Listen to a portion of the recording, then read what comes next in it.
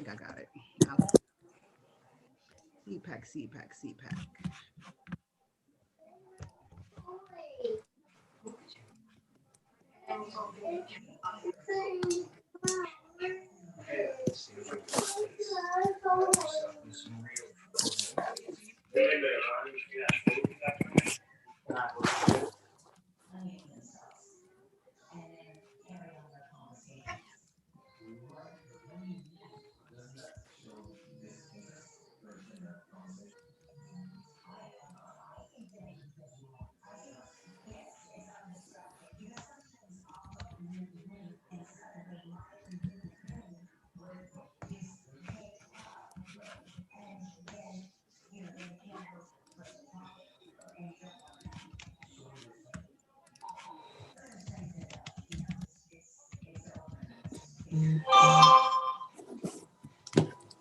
What time your class starts?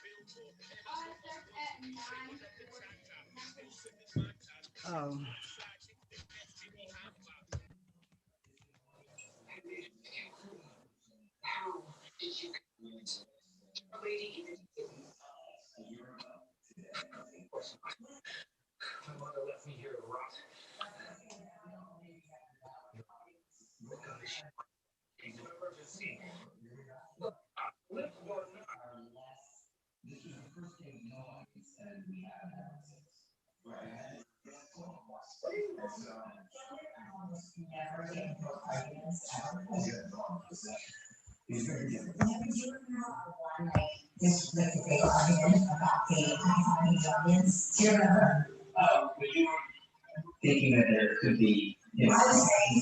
Manhattan High School, can you mute yourself? Too much feedback. Yeah. Thank you.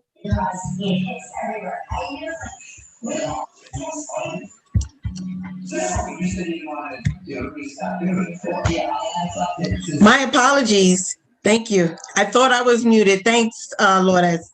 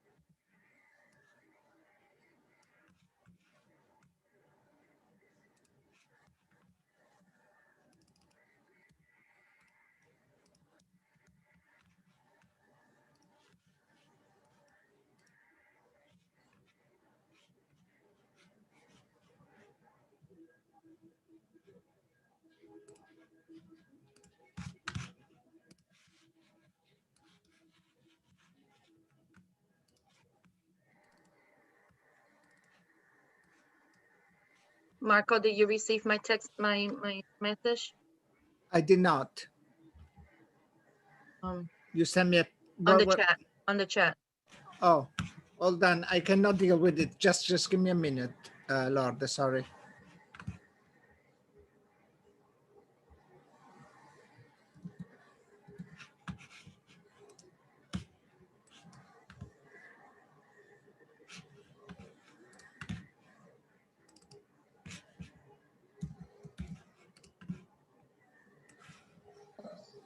Marco, I'm getting text messages saying that the link is not working.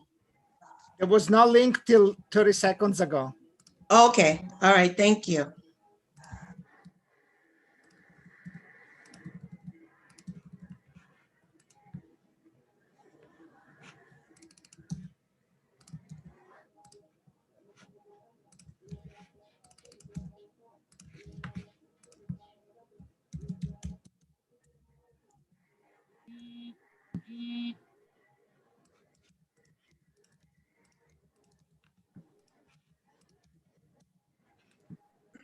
Who's assigned to the chat in the live stream?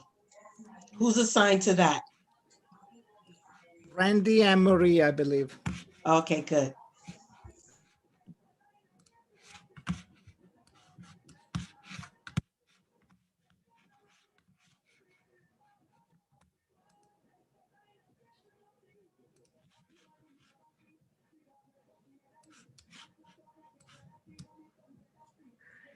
Oh, okay.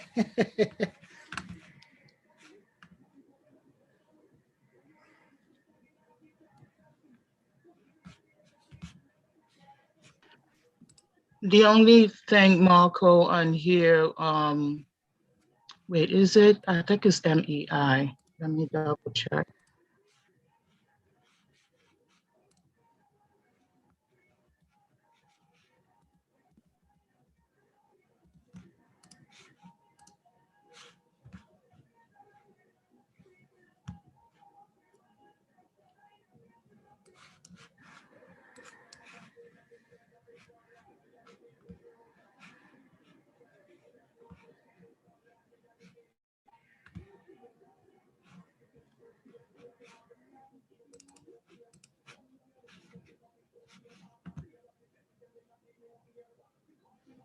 Lourdes,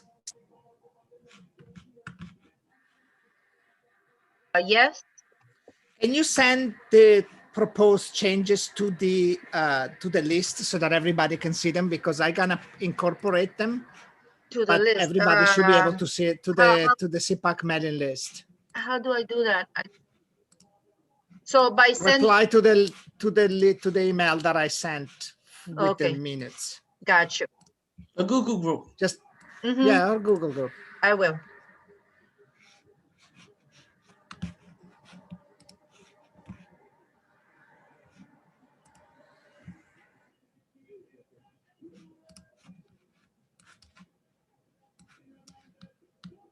And in 5 minutes, we're gonna actually start this meeting.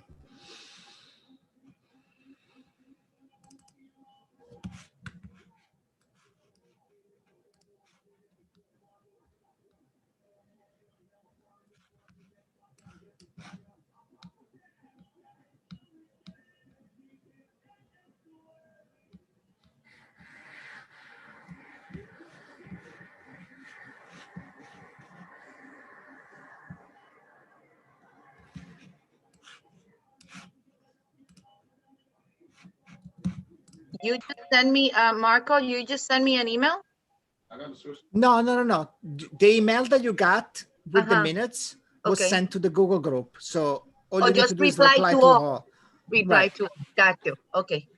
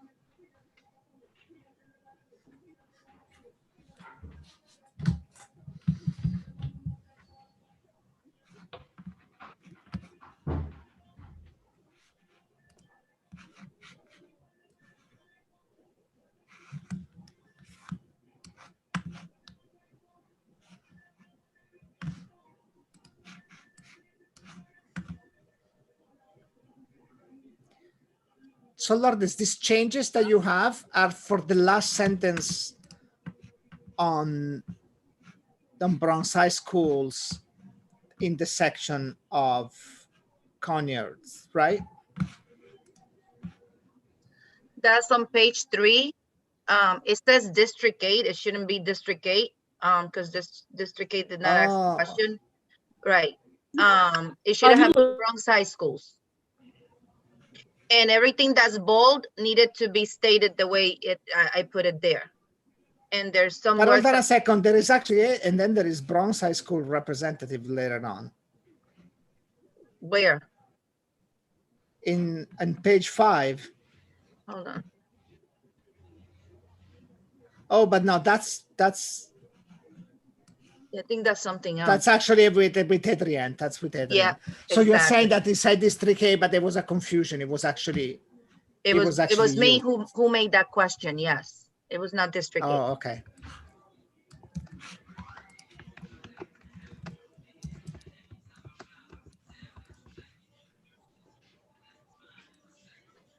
Good morning. Good morning. You're gonna have to turn that down.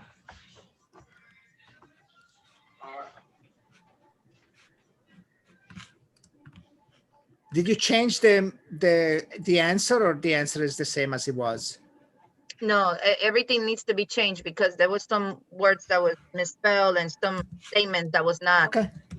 Okay. Okay.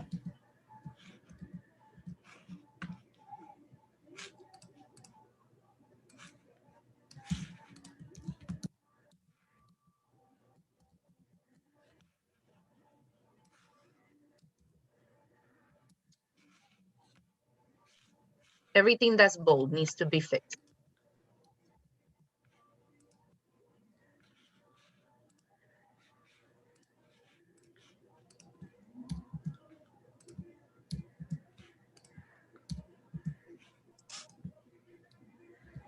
I just gonna copy and paste the version you sent.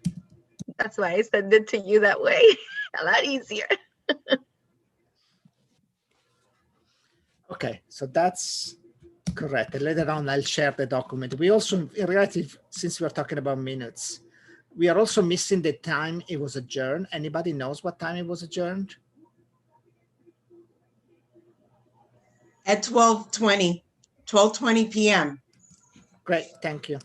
And I had another concern, but I'll wait till the meeting starts with the minutes. Okay.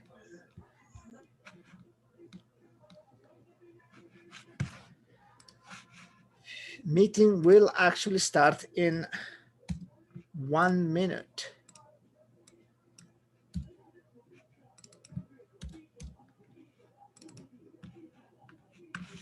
Please remember to put your district in front of your name. Marie has it in the chat.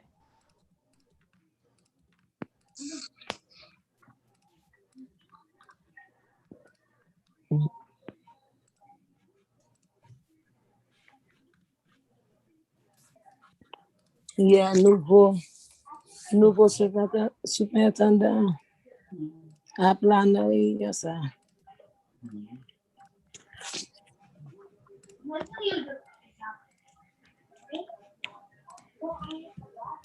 Miriam, good morning. District 11. Hello. We are starting the meeting in a minute, not even, actually. We are starting it. We are starting it right now, actually. It's 9:30 in the meantime. So good morning. Here we start the CPAC meeting of March 11. We're gonna start with roll call. Let me just open the document. So District 1, Marco Battistella is me, I'm here. Leonard from District 2. Hey, good morning, everyone. Good morning. Marco. Jimmy, District 3, I see you. I saw you before. Rashida, District 4, you're here, I know. I saw you before. Aisha, I think is here, that's right. District 5, Brittany, District 6. Not here. Shima from District 7. Not here. Hold on, let me time it. Angela, District 8, I think you are here, right? Hi, yep, I'm here. District 9, we have Griselle, right? Or maybe we have. No, there is nobody actually, but I think Griselle is joining us. This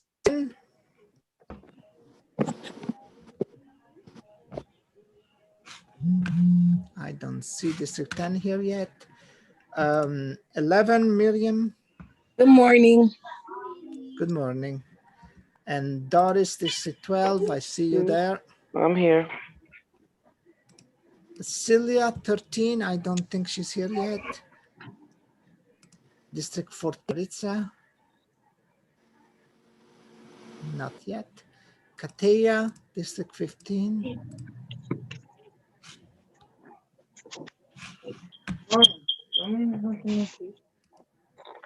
I don't Marta either.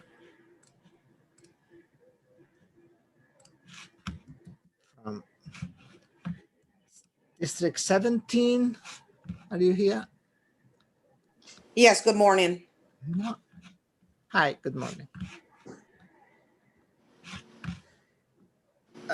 18. Here, present. Hi, how are you? Good morning. District 19. Present.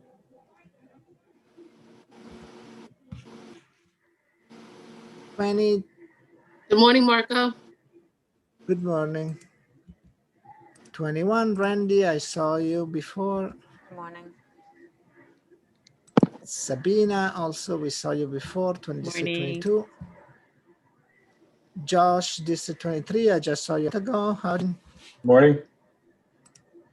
And Matty, I think you're here, District 24. Good morning. Good morning.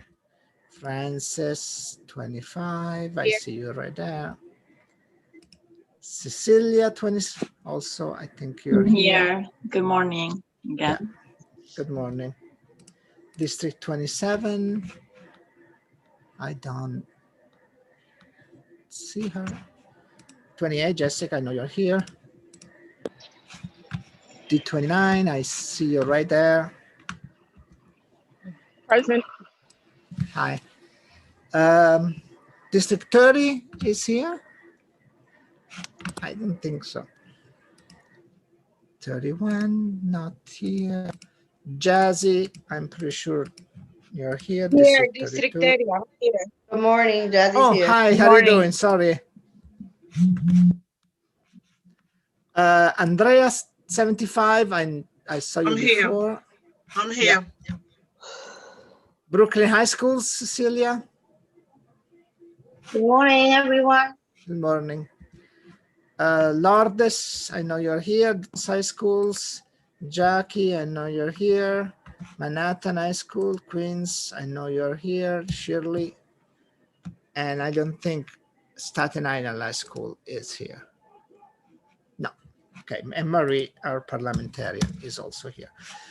Very well. So the next or the first item on our agenda is the approval of the minutes. I'm going to share the document with our minutes in a second. There were a couple of amendments that we already made, and I think Manhattan High School mentioned that there was another amendment that she wanted to make. Yeah, may I? Yeah. Oh, great, thanks. So the first sentence, meeting began. It says became. Yeah, you're right. Yeah, began. became, yeah. And Staten Island was not, they have not elected a chair or president yet. They were not at the last meeting, or they were not represented. Well, actually, Aaron was here, was at the meeting. It's not the new, so there is not a new president, is not officially the president, but it still was representing Staten Island. So that's. Oh, I don't remember Aaron being at the meeting. Okay, so the last thing that I wanted to just say is that I reiterate and repeat, and Jessica takes just fabulous minutes, but they're not actually minutes. This is a transcription. She transcribes the meeting, which is just awesome. But I just want to encourage and say that minutes is just a recording of action that happened, if that helps. It's recording of action that happened and not a transcription. I just wanted to share that. Thank you, Jessica. Okay, so not other changes. Okay, cool. So Is there any other amendment that we should make to this meeting? We made the amendment that Bronx High School requested, which was to correct that it was not District 8 asking this question, but it was her. She used to be District 8, which is where the confusion probably came from. And we amended that we didn't know what time it was, and we actually were able to put it in. These are the changes we made from the document that was shared earlier. So if there are no more amendments, we can adopt these minutes. Do I hear anybody else with amendments? No more amendments. So Motion to adopt? sorry. Cool. Yeah, we don't need even to. Wait, is motion, Lourdes just here? As long as there is no. Sorry, Yeah, is Lourdes Lourdes is here. here? Yes, she is in attendance. I know she sent something via email. Were those modifications made? Yeah. Okay, Yeah. all right, That's thank what you. it. Yeah. Awesome. Thank you, Maddie. Thank you, Mati. Thank you, Mati. Sorry. Okay, so at meeting, so minutes adopted. Great. We also have a document. Now I need to find it from the high school committee. Just give me a moment.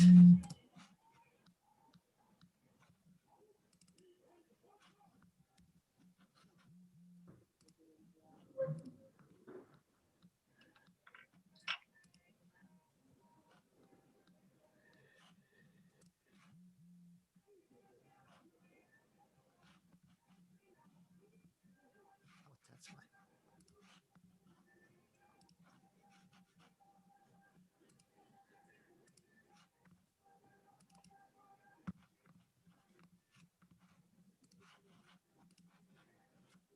Which is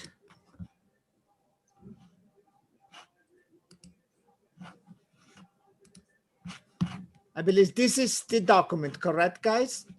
I was not part of the meeting, the high school meetings, but this is the document that was recommended to change for those who were part of the meeting. Yes? Yes. Correct, Mr. Yes. Chair. Yes. Yeah, just making sure. Thank you.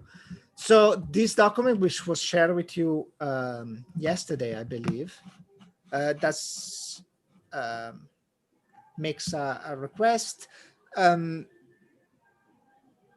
Marie or Jimmy, you guys were at the meeting, right? Do you want to give just a small introduction of what this meeting was about?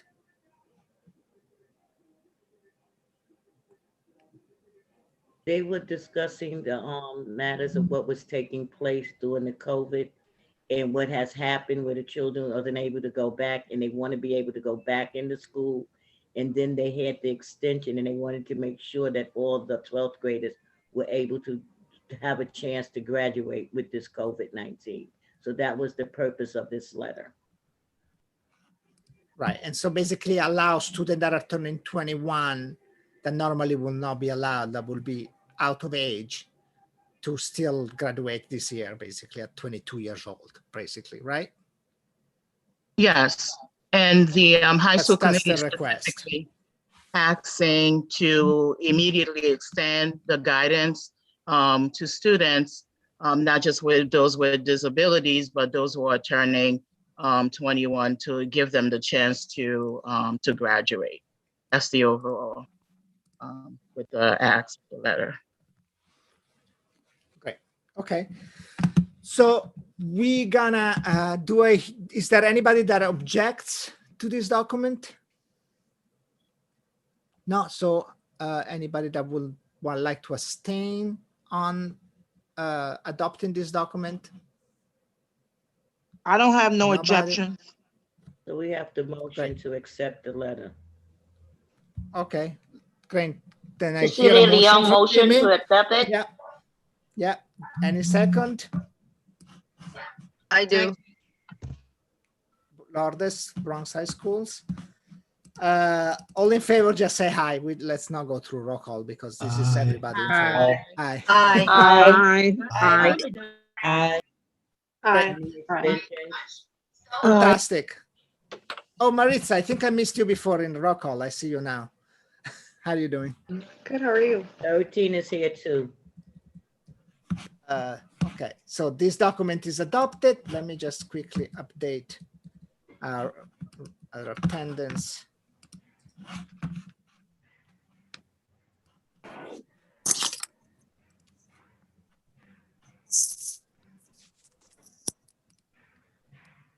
And hey, Celia, 13.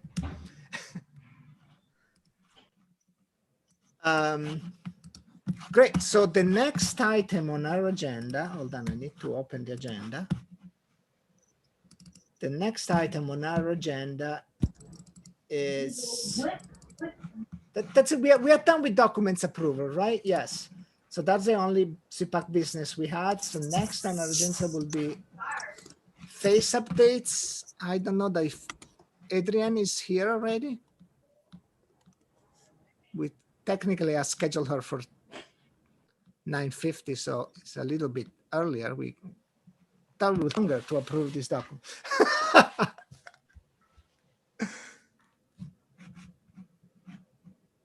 So yeah, she's not. I don't see Adrienne here yet. So, wow, we finished 5 minutes earlier to approve all documents. In this case, I to just like one issue that is coming up. So, the department, the federal government and the Washington Department of Education is. So this, sorry, I'm getting closer. So this New York State requested for the test to be non-mandated, to be postponed this year, to request effectively a waiver to the federal government. The federal government did not grant this waiver at the moment, even though apparently Biden actually had promised that that was going to happen. So we might want to draft a letter requesting that actually happened, that the position be changed. We don't have a draft of this letter yet. So we might just need to quickly make it happen in the next few days. Maybe we're gonna call for an emergency meeting to approve it.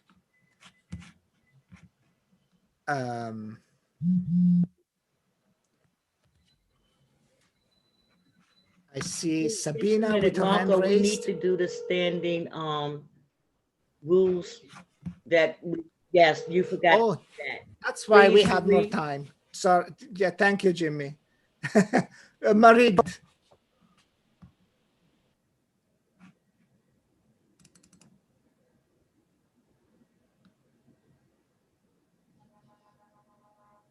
All right, thank you, Mr. Chair. And this is just some quick housekeeping to keep our meetings in order, and also processes to how we conduct our meetings. So CPAC meeting procedures and standing rules are, in order to make sure that our meetings are ran smoothly, fairly, and in compliance with our CPAC's bylaws, we're asking you to respect the following procedures and adaptations. Please do not speak until recognized by the chairperson or co-chairs who will be assisting in managing the meeting by a parliamentarian. Please limit your questions to 2 minutes to ensure maximum participation by the greatest number of representatives that are present. The parliamentarian will be monitoring the time allotted. And as per our bylaws, the order of speakers: first, the executive board; second, our voting members; and then last, non-voting members or members of the general public, if there is time, and they are recognized by the co-chairs and assisted by the parliamentarian. And we also wanted to make sure that we hear from as many people as possible during the course of the meeting. Therefore, there will be times when we do not call on someone who had already spoken. And this is an attempt at fairness. And the case that if we were in person prior to, all voting members have had first seating preference at the table when in person and virtually on Zoom. Membership must be clearly identified by displaying the membership identification plaque when in person. And now virtually, you would list your district number by renaming yourself on the Zoom participant listing, reflecting the district that you represent. And please note that if the president is not present at the table or on Zoom, the designee is the voted representative for that district and is able to vote on matters of the membership. If there is any alternate, they must have had written notice from the President's Council president or their designee with an email sent to CPAC, and it's listed here, info@cpacnyc@gmail.com, indicating that they can speak and vote on behalf of their district. And of course, for the purpose of voting on any CPAC business, only the voting member or designee of your district who is eligible to vote shall be seated at the table and all virtually on Zoom. And if needed, any members can obtain a copy of our CPAC bylaws upon request, or you can obtain a copy on the website at cpacnyc.com. And please note that Robert's Rule Order, newly revised, the RNR, is the parliamentary authority adopted by this membership and is used to govern unless it's inconsistent with these bylaws. All right, Mr. Chairman. Thank you. Thank you, Marie. Thank you, Marie. And in the meantime, I see that Adrienne is here. So let's just give the floor to Adrienne. Good morning. Thank you for having me this morning. I'm very excited. Good morning, CPAC Executive Board. Good morning, CPAC members. I actually have some great news to share with you. I'm really excited about the Citywide and Community Education Council elections. I hope you all are excited about it. We actually broke the record this year. We have the largest number of candidates running for a seat on these education councils in all times, which I think is super exciting, especially right now during the pandemic. I've just done some reflection on, like our schools are not open, our parents are not in school buildings. That's usually how we get the message and the word out around this. Parents talk to parents in school buildings. And so it's been an incredible challenge to make sure that this is a priority for everyone, both a priority internally for all of our schools and our staff, but also really, and most importantly, a priority for you all and for our parents citywide. And the fact that we have the largest number of parents who have stepped up to run means that we are doing, I think, a good job at promoting and making sure this is on everyone's radar. And I think it's also a testament to parent empowerment. I mean, parents have been showing up, especially during this pandemic, in stepping up to leadership in really amazing ways and have been, I think, demonstrating what advocacy looks like on these levels. And so I'm excited about it. I thank you all for supporting and promoting in your school communities, and 1,750 parents have applied to run. So that's super exciting. Just to give you an update on what's happening next, we expect early next week, hopefully on Monday, to have all the names of everyone running on the website so you can see who's running for every district. The 65 candidate forums that have been scheduled are all available online, and I'm going to drop the link where you can find where and how all of these forums are scheduled in the chat. But the forums begin March 15th, and they're going to continue to April 30th. Some of our councils have huge numbers of people running. Just 1,750 citywide tells you that there's a lot of people running. And what that means is there's going to have to be multiple forums for some districts and for some citywides. So for CCSC that has over 450 people running, there's just going to have to be multiple forums. So just I want you all to be aware of that. And I'm dropping the link in the chat so you can see when all of these forums are going to be scheduled. It's very exciting. We are obviously working with the President's Councils, working with probably all of you that are on this Zoom today to make sure that we have successful candidate forums across the board. We also, I think this is very exciting as well, we also had a couple of really big policies that went out this week. One was the school visit policy, and I'm going to put that in the chat. I know a lot of you really advocated for us to put out a policy around like when is it possible for parent leaders in particular to come into schools and to visit. And so particularly for PA-PTA presidents who wanted to do changes of records and retrieve documents and belongings, this policy allows for you all to do that and provides a protocol to make sure that you're able to do that. For some of you, that hasn't been a problem, but for a lot of you, it has. And so now there is a really clear policy.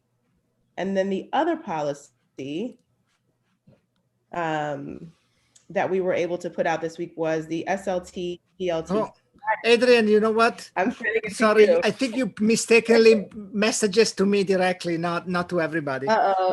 Sorry. I'll fix that. Okay. I'll send everything out to everyone in the chat. The other policy was the Slt Dlt Guidance. Very excited to put that out. It's not radically different from the Slt Dlt Guidance that has been issued in the past. However, I think what is different in this guidance, and this is again because of advocacy from many of you here on the chat and from CPAC, is that DLT meetings are now open to parents to observe. And so where a parent wants to observe and come in, not participate, but just, listen and see what's going on, there's that ability to do that. And it's a policy move, and we want it to be transparent. We want parents to know what's happening. We are excited that y'all want to know what's happening in these DLT meetings. And so now if a parent wants to come in, they can. And I will put that in the chat as well. I made I copied and pasted actually. Oh. So in the Zoom chat is here. Thank you. Please, I think Randy and Marie, you guys are in charge of monitoring YouTube. If you paste these links to the YouTube as well. Yes, we will, Mr. Chair. Yeah, thank you. And you should have all of this in your email. So if you haven't gotten an email about this, like let us know, because we did send this out via email. I just wanted to make it super clear here and then step back so that if you guys have questions about any of that I'm available to try to answer them. And then just one other piece of information that I want to share with you all. I've gotten a lot of advocacy from many of you in CPAC around voting for the CCEC election. And I know Marco, especially in particular, because Marco's on the working group, has been a proponent of sort of really us thinking more deeply about how we approach voting. And so I just want to let you know we are doing that. I know many parents have said, can there be 2 or 3 votes per child so that parents can, if they want to select 3 people. We don't have a solution. We don't have a decision quite yet, but just want to let you know we are exploring it. I think it's a good idea, and we're going to try to make that happen. Okay, now I'm going to step back. Make that happen like on this for this, Adrian, sorry? We're looking at it for this election, yes. Oh, wow, okay. That's good. That's good. Where we can, look, we want to work with you all. This is parent empowerment. You guys have spoken. That's good. Where we can, we will. I'm not gonna complain. So guys, we have 4 more minutes before the next. So if somebody has a question or 2 for Adrian, we just go ahead. Wow. I have a question, Marco. Oh yeah, okay, good. Go ahead, Francis. It's nothing that was mentioned. Let me just put my video on. Good morning, Adrian. I'm just wondering because are you guys in charge of the test and trace and like who is actually making these phone calls and the information? I find that there's a huge disconnect with parents and test and trace in that we were not educated to know like who's going to be calling us, right?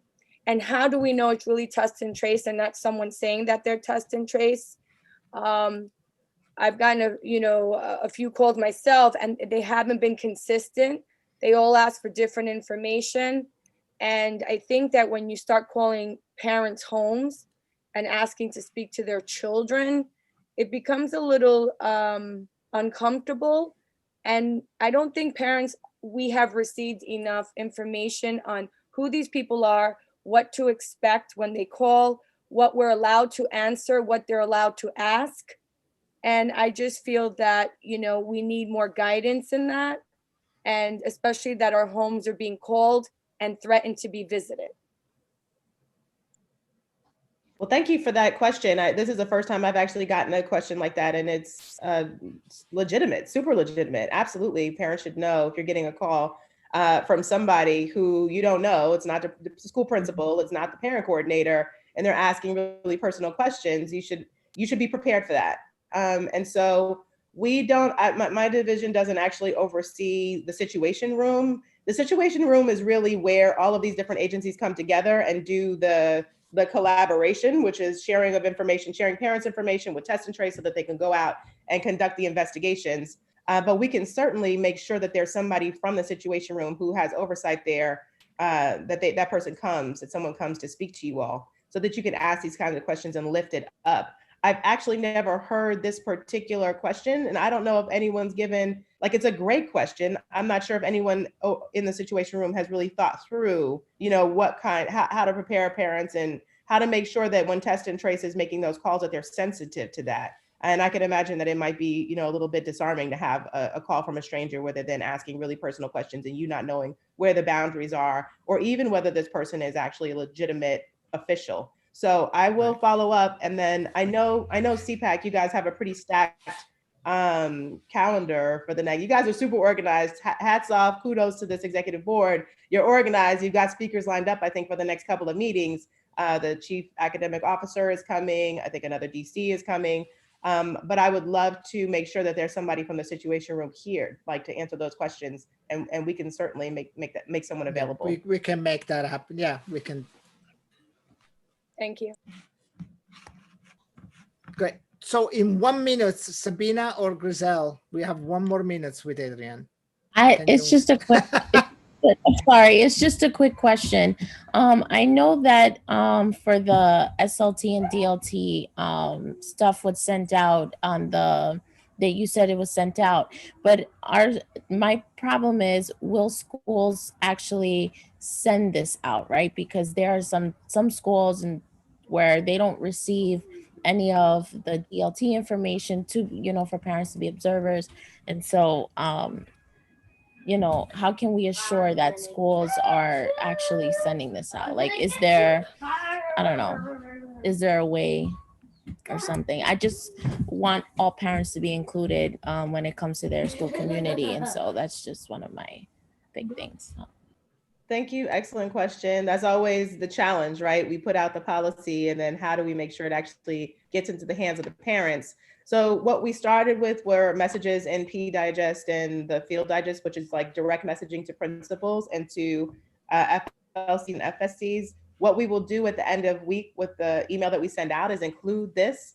That listserv at this point is like close to 10,000 people. It is President's Council members, it is you know, CEC members across the city, it's all the parent coordinators in the city, and FLCs and FSCs in the city. That's what we're going to do on Friday, to send a blast, so they will have it. But the expectation always is that everyone turnkeys everything.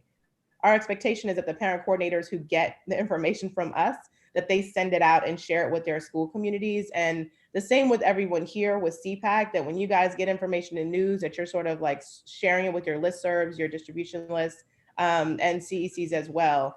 That's been the strategy. If you have other suggestions about like what other communication channels you think would be effective, we're always looking for feedback and support on how to get information, how to get the word out in a more coherent way. So if you've got some suggestions or things you would like me to do, I'm always happy to do that. But that's what we're going to try for Friday, to get it out in that end of week wrap up. Great. Thank you, Adrian. Sorry, Sabina and Veronica, we need to move on with the agenda. If anything, send a message maybe directly to Adrian or send it to me and I'll forward it to her. The next on our agenda, we have Nan Mad from the Board of New York State Board of Regents. Bye, Adrian. Thank you. Thank you. Bye-bye. Bye, everyone. Bye-bye. Nan, Mark, I think you're here, right? Yeah, can you see me? Hey. Hi, good yeah, morning. I can see you. How are you? take it away. Thank you. Thank you, CPAC friends. As many of you know, I'm a former CPAC member, so I'm always happy to come back and give folks an update. I think, as we know, this has been a time of a lot of change. There's a lot going on. There's very nuanced conversation around some of these policy discussions. And so, normally I come and I give a presentation. What I asked the department to do for this particular meeting is give me some talking points to leave out any ambiguity, right? And I just want to, remind everybody that what I'm about to kind of go over is as of right now today, right? We're having our meeting on Monday where I think we're going to go over some of these items. And so we may have a different, sort of set of responses after that meeting, but I wanted to provide you, kind of with the latest and greatest. So with that, and I also would like to take this opportunity to congratulate Chancellor Porter on coming into the role, and that we are looking forward to our work with her. So regarding the promotion policy, and I'm going to set my timer to try and keep this crisp because I know CPAC's got a lot going on. Okay, so the promotion policy. So promotion and retention policies rest with each individual school district. Given the discrepancies in in-person education as the result of COVID, our children have all likely experienced some type of learning loss. I think, we know that. Whether that loss is academic, social, emotional, or both, districts must use care and thoughtful consideration when making determinations of promotion or retention. And the department encourages districts and schools to partner with families and work with their student support service staff, as well as classroom teachers, to really examine what is in the best interest of each student under their care. I was thrilled, by the way, to hear the SLT shift in policy. That's great. So the graduation policy for high schools. Again, policies related to graduation tests rests with the district. Okay, policy to graduation rests with the district. Ultimately, the district has the responsibility to confer the diploma to students who have demonstrated achievement of the standards. The Board of Regents is considering a number of regulatory flexibilities related to assessment requirements necessary for the diploma, and I think we will start discussing that at the meeting next week. So the district must determine the extent to which each student has met the graduation standards. Go ahead. I feel like I'm half dead. I'm like, yeah, what's going on? Okay. Nan, go ahead. I think it I'm was sorry. just a... Go ahead. Cut in with a question. So the district must determine the extent to which each student has met the graduation standards in accordance with diploma requirements. Now, the Regents Exams, which I know people are very interested in. The department is continuing our outreach to the U.S. Department of Education regarding our waiver requests.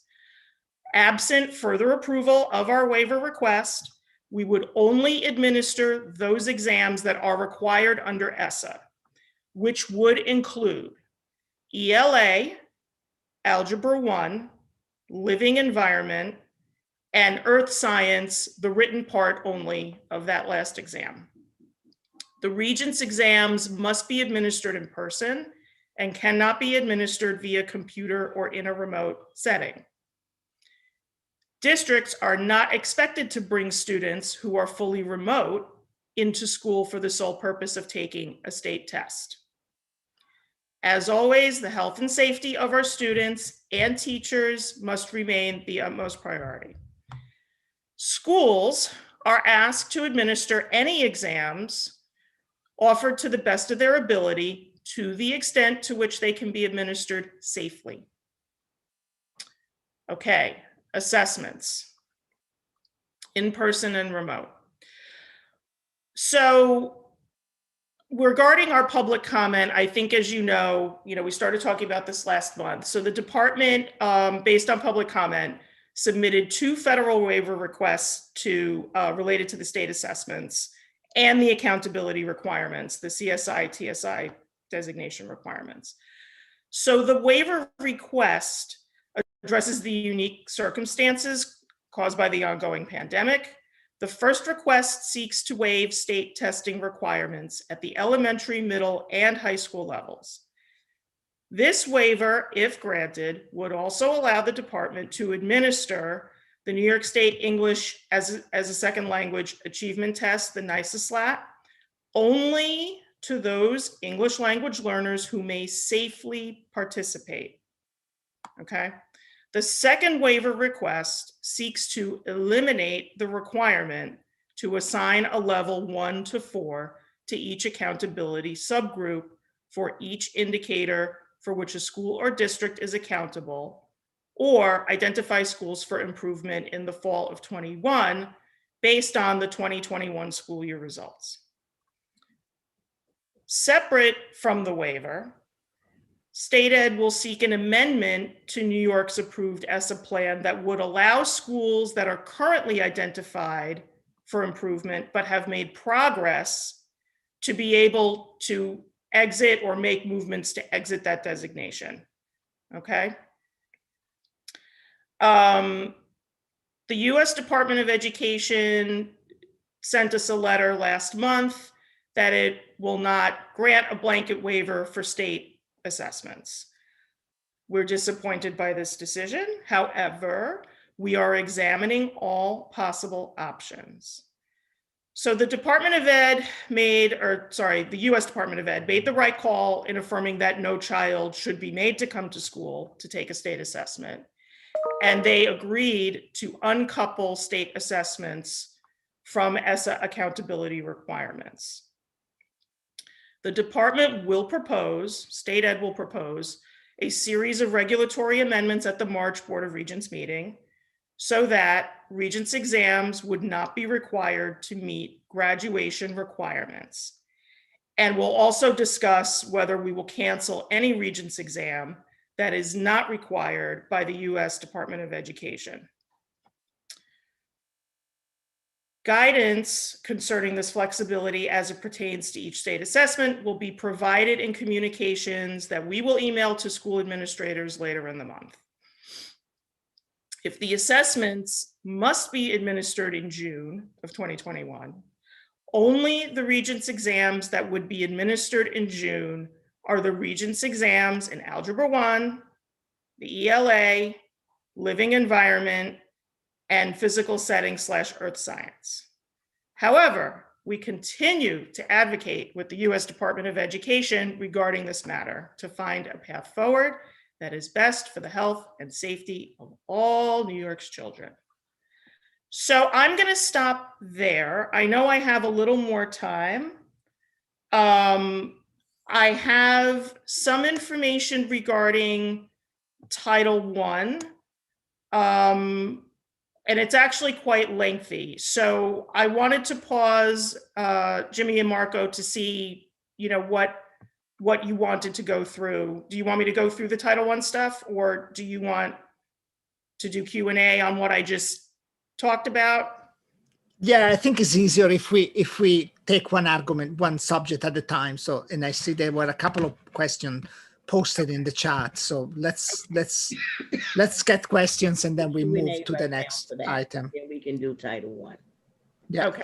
So there was a question I saw. Who was asking? I think District 12 was asking. Yeah. Doris, you want to ask her yourself? Yes, if I'm allowed to. Yeah, of course. Good morning. It's a quick question. What is the stance on opting out? I have a 9th grader. He started remote in March, has not been back in the building. I'm a little concerned with the possibilities, because I did ask at SLT, of my son being forced to go to the building to take this exam. And I know that they're required, but what are the stands right now on opting out of these children having to take Regents exams for at least this current time? Sure. I mean, I don't think the position on you're talking about the ELA, the 3 to 8, or the Regents exams? The actual Regents. He's a 9th grader. I was told there would be Algebra 1 and something science that he was required because he was not covered under the previous waiver that was put out. So the incoming freshmen are not covered by those waivers that were put out before. I understand. So, I mean, look, I would say before making any decision, right? And parents may make the best decision that they feel they must make for their children. I don't think that's changed.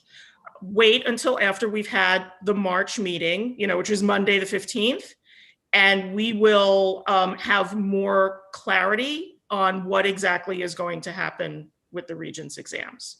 And then that will arm you with more information to make the best decision that you can for your child. Okay, thank you. Thank you, Nan. And I just want to actually, I was thinking before, when you were discussing the district, of course, we were talking about New York City, right? Correct. Because you So look in the at it eyes from of the state, yes, the state in the eyes of the perspective. state and in the eyes of the federal government, the New York City school district is the district. So District 3 should right. not be doing anything different than District 22 with regard to these regs. Right. Rashida, I see you posted something in the chat. You want to ask it? Well, I see Doris mentioned that he went fully remote recently, and Nan stated that they will not be calling the fully remote children in. Is that true, Nan? No, he's not. He's never been back in the building. My son went remote as of March of 2020, but at SLT, I asked the question because they're saying that, yes, they're still in discussion over the June Regents.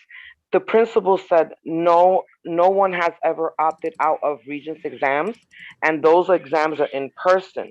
So when I asked on the school level at SLT, what is the thought process for those that have been remote the whole time? I was told that because they had no guidance for that moment when we were meeting, those students would be expected to come back in person to take an exam. Sure. I'm not on board. That's why I asked the question about the I opt-out. understand. Right. So again, I mean, look, we're in very unique times, and your school leader is probably accurate in stating that it's unprecedented for people to opt out of a Regents exam. We are in exceptional times. So I'll reread what I stated earlier, which is that the Regents exams must be administered in person. Okay, that's the first thing. And then the second thing is that school districts are not expected to bring students who are fully remote into school for the sole purpose of taking a test. Understood. I have a question. When you say that Regents are to be taken in person, what would that look like as far as social distancing? Well, that is a good question. I would actually like to bring that question back just to confirm how that would conform to DOH guidelines currently. I mean, the guidelines are changing constantly with regard to return to normal activity. So you're asking testing conditions in person regarding social distancing. Correct? Great. Yes. Yeah. All right. I'll get an answer to that question. Okay. Nan, could you take the time and restate your information that you have about state testing? Sure, Jimmy. Especially for those that's, K through 8, because you gave us the information about high school. Yep. Okay. So hold on. So assessments. Okay. So we requested a waiver to the U.S. Department of, and the waiver was based on overwhelming feedback, right? So we surveyed the field, and I think we sent a second survey out. No, we received public comment. That's right. We opened up the website for public comment for a couple of weeks. I want to say at the end of February, and we also sent a survey out to the field for building and district leaders to respond. So based on, both of those subsets came back more than 80% in favor of requesting a waiver for the state assessments, okay? The waiver request went out end of February, beginning of March. And so if we were to receive, so this is where it becomes very nuanced, right? So we asked for the department to waive the state testing requirements at the elementary, middle, and high school levels, because what ESSA requires is, you know, the annual assessments for grades 3 to 8, as well as an annual assessment at the high school level. And we use the Regents exams to fulfill that requirement. In addition to our own, so there's a difference between using the Regents exams to fulfill our obligations under ESSA and using the Regents exams as graduation requirements in the state of New York. So the Regents exams really fill those two roles. We're asking the feds to waive it for our obligations under ESSA. Okay. But, okay, the second waiver asked that they eliminate the requirement to assign level 1 to 4 for each accountability subgroup for the state assessments, right? So those CSI, TSI designations that, you know, some schools are kind of stuck in because we got the waiver for last year, okay? You know, we would like for them to eliminate that requirement again for this year. So we got a letter from the Department of Education basically reminding us of our obligations under ESSA, and that it wouldn't issue a blanket waiver. But this was sort of a, you know, a blanket statement. A number of other states have asked for waivers as well. I think at least 10 other states have asked for waivers. We're observing that there is a lot of sort of grassroots momentum building towards the US Department of Education. You know, there's petitions going around. I think at some point their phone hotline blew up because so many people were calling in. So there's a lot of pressure right now on the feds to, you know, provide these waivers. So our perspective is that this is still a conversation, okay? So we're disappointed that they haven't provided the waiver at this moment in time, but we are still hopeful that they will reconsider and provide a waiver. Right, great. So we're going to discuss on Monday at the Regents meeting. Oh, wait, let me back up. They did affirm in their letter, however, that no child should be made to come to school to take a state assessment. And they agreed to uncouple state assessments from ESSA accountability requirements. Okay. The department on Monday, we're going to discuss on Monday whether the Regents exams would be canceled in order, or sorry, would not be required to meet graduation requirements, and to cancel any Regents exam that's not required by the Department of Education.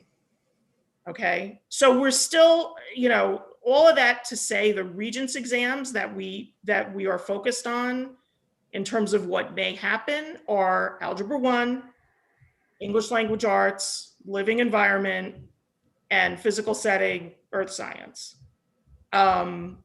So once we've had this conversation on Monday, we're going to provide additional guidance to districts. Great.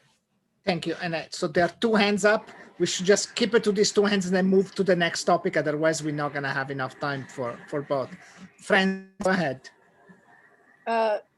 Hi, I have a question. I was always under the impression that the whole point of the waiving was to save the money on these tests so we can better use it somewhere else. So it seems that these tests have already been ordered from schools. So I guess that even if they waive it at this point, the money's already been used for the test. So at this point, I would think then the focus should be on, you know, how do these remote children take this test and make sure that they are the ones taking the test. So was there any discussion on a camera for them to use a camera so that you can see that it's them taking the test and they can do it from the safety of their own home? Well, I mean, that goes back to the digital equity issue, right? I mean, we have a very severe digital equity issue in this state. You know, and you guys know all the stats in New York City. I mean, we've got, you know, 100,000 homeless students. The Wi-Fi situation has been challenging for those students. And there are other parts of the state that are affected in different ways. It's not just New York City. So I think part of this guidance is with that in mind. And you know, we had 2 digital equity summits already. We're going to have another one in June. And the bottom line is we can't solve that issue unless we have the help of our elected officials at the local, the state, and the federal level. And it goes beyond K to 12. It's a workforce development issue. It's a senior citizen issue. It's a rural issue.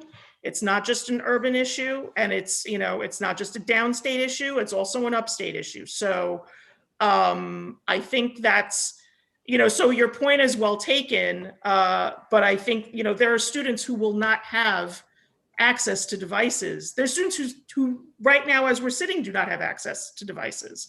And I'll send you links to the digital equity survey results so you can see that data for yourselves. Thank you. Griselle, go ahead.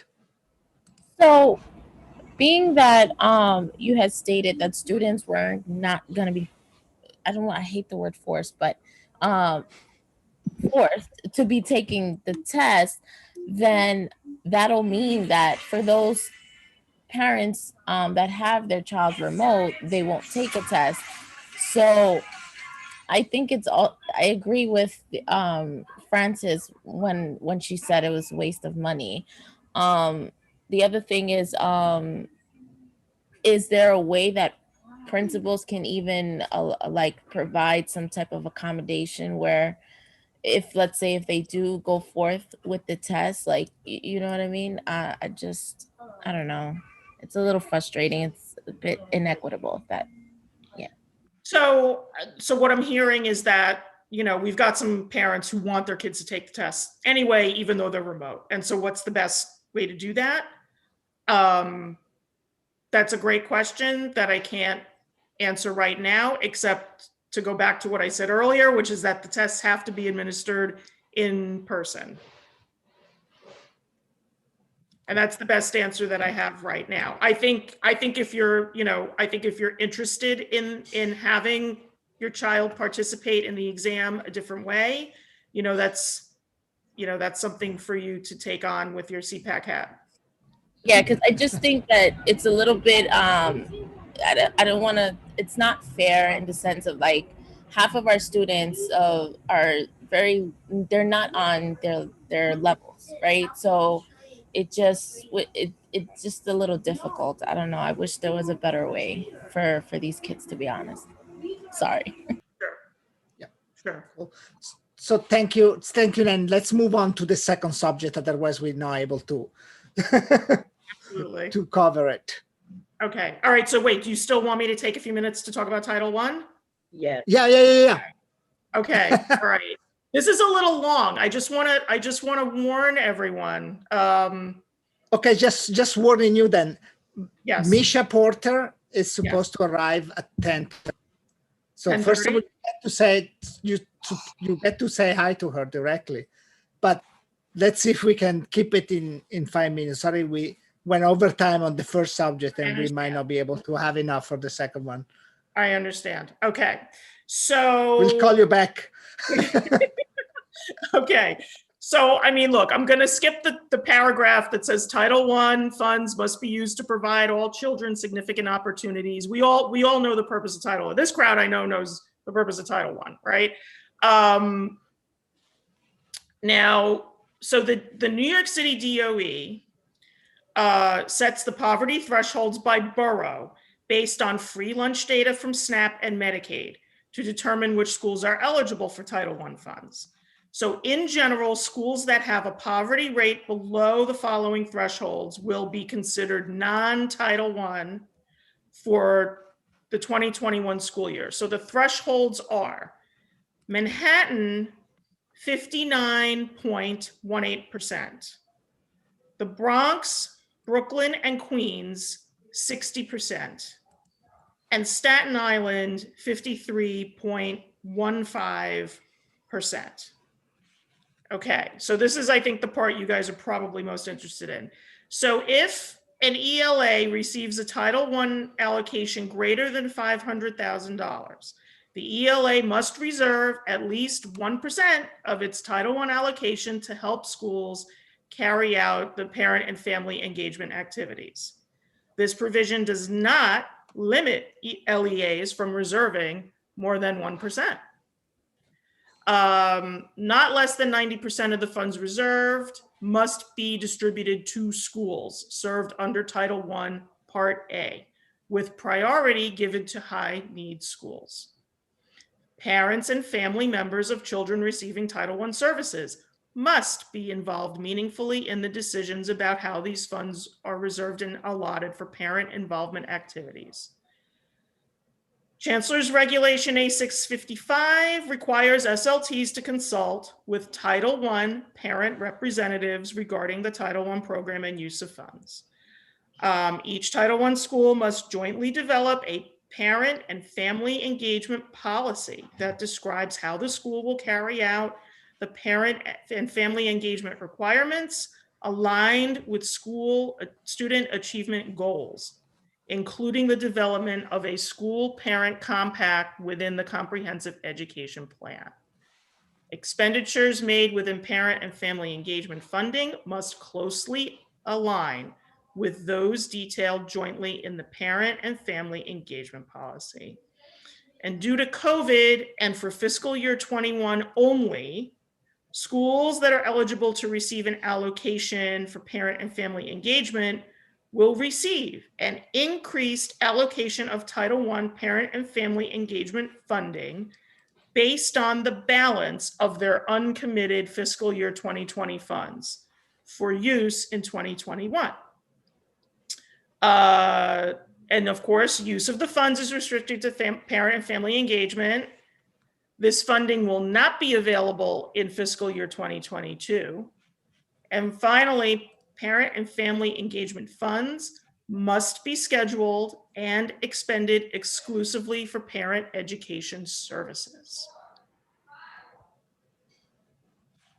Any questions? And I will send you guys. So first of all, yes, go ahead. Yeah, first of all, if you can email us yes, these documents you're reading from, we can then forward them to everybody. Okay. So that's the first question. Okay. Yes. And while we wait for Misha to join, we're gonna pick up other questions. I think there was 17 and that had raised her hand, but now she lowered it. Maybe she felt that it was already answered. I see Sabina now with her hand up. How are you? Go ahead, Sabina. Then Marco, I don't know what happened just now. I did raise my hand. I don't know why it went back down. I'm sorry. Okay. Parents asking the reverse for parents that do want to have their child take the Regents exam but are remote. Would those parents have the opportunity to also take the test? So the reverse. So if they're remote and would like to come into the building to take the Regents, will they have that option? If they're willing to come into the building, yeah. I mean, that's how I read this. What it really says is that they can't be forced to. That's really what it says. Right. Thank you. Right. Go ahead, Veronica. Hi, good morning, and thank you for coming and sharing your knowledge. My question is the Title I funds.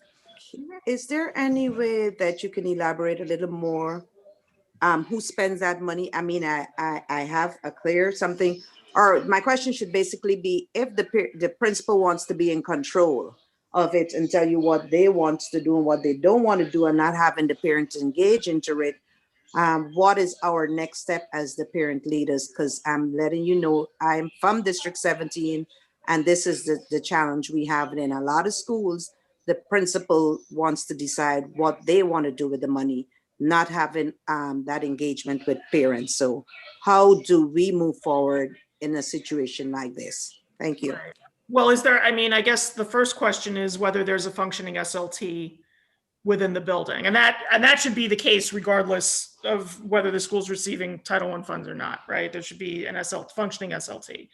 And then within that, that 1% is really a Title I committee decision. And I mean, Jimmy is kind of our expert, right? Because she's been running the PAC, and she and I, tried to get this going a bunch of years ago. There's a few ways to do that. And so that's part of an organic process for parents to decide. Is it a committee within the PTA? Is it going to be a separate organization? Will it be within the SLT? What exactly does that look like? But Title I parents should be involved in meeting with SLT members and the principal on the use of that, especially that 1%. That 1% is very critical. But back to the original point is that every school really should have a functioning SLT. Yes, there are a lot of schools that do have a function SLT. However, the culture of some of these schools, they are not giving the parents who were elected to serve on that committee to do what they want to do. And when you see the parents get the knowledge, there is a pushback. So this is something that I would love to see more guidance on with the principals, and to let them know hands off of that 1%, because it should align with your CEP goal. How even some of them were aligned with the CEP goal, they're still getting a pushback. So this is something that is happening, and I'm sure it's not only in my district, but I'm like just aggravated, reaching to them out, giving them the knowledge. And they have principals who just push back on me too. So, that is why I'm asking you, how do we move forward with a situation like that? Hey guys, sorry to interrupt you. I see Misha Porter joined us. So I'm gonna move our agenda to her. Sorry to. Hi, friends. Thank you. Hi. There you are. Can everyone mute? I'll just Rashida? Could you unmute yourself? Use one iPad, Mr. Chair. Yeah, I muted it. Sorry, Misha. No problem, no problem. Hold on, the intro, Mr. Chair, as a reminder. Oh, okay, yeah. Yeah, Rashida, I think you had an entry for you're muted though.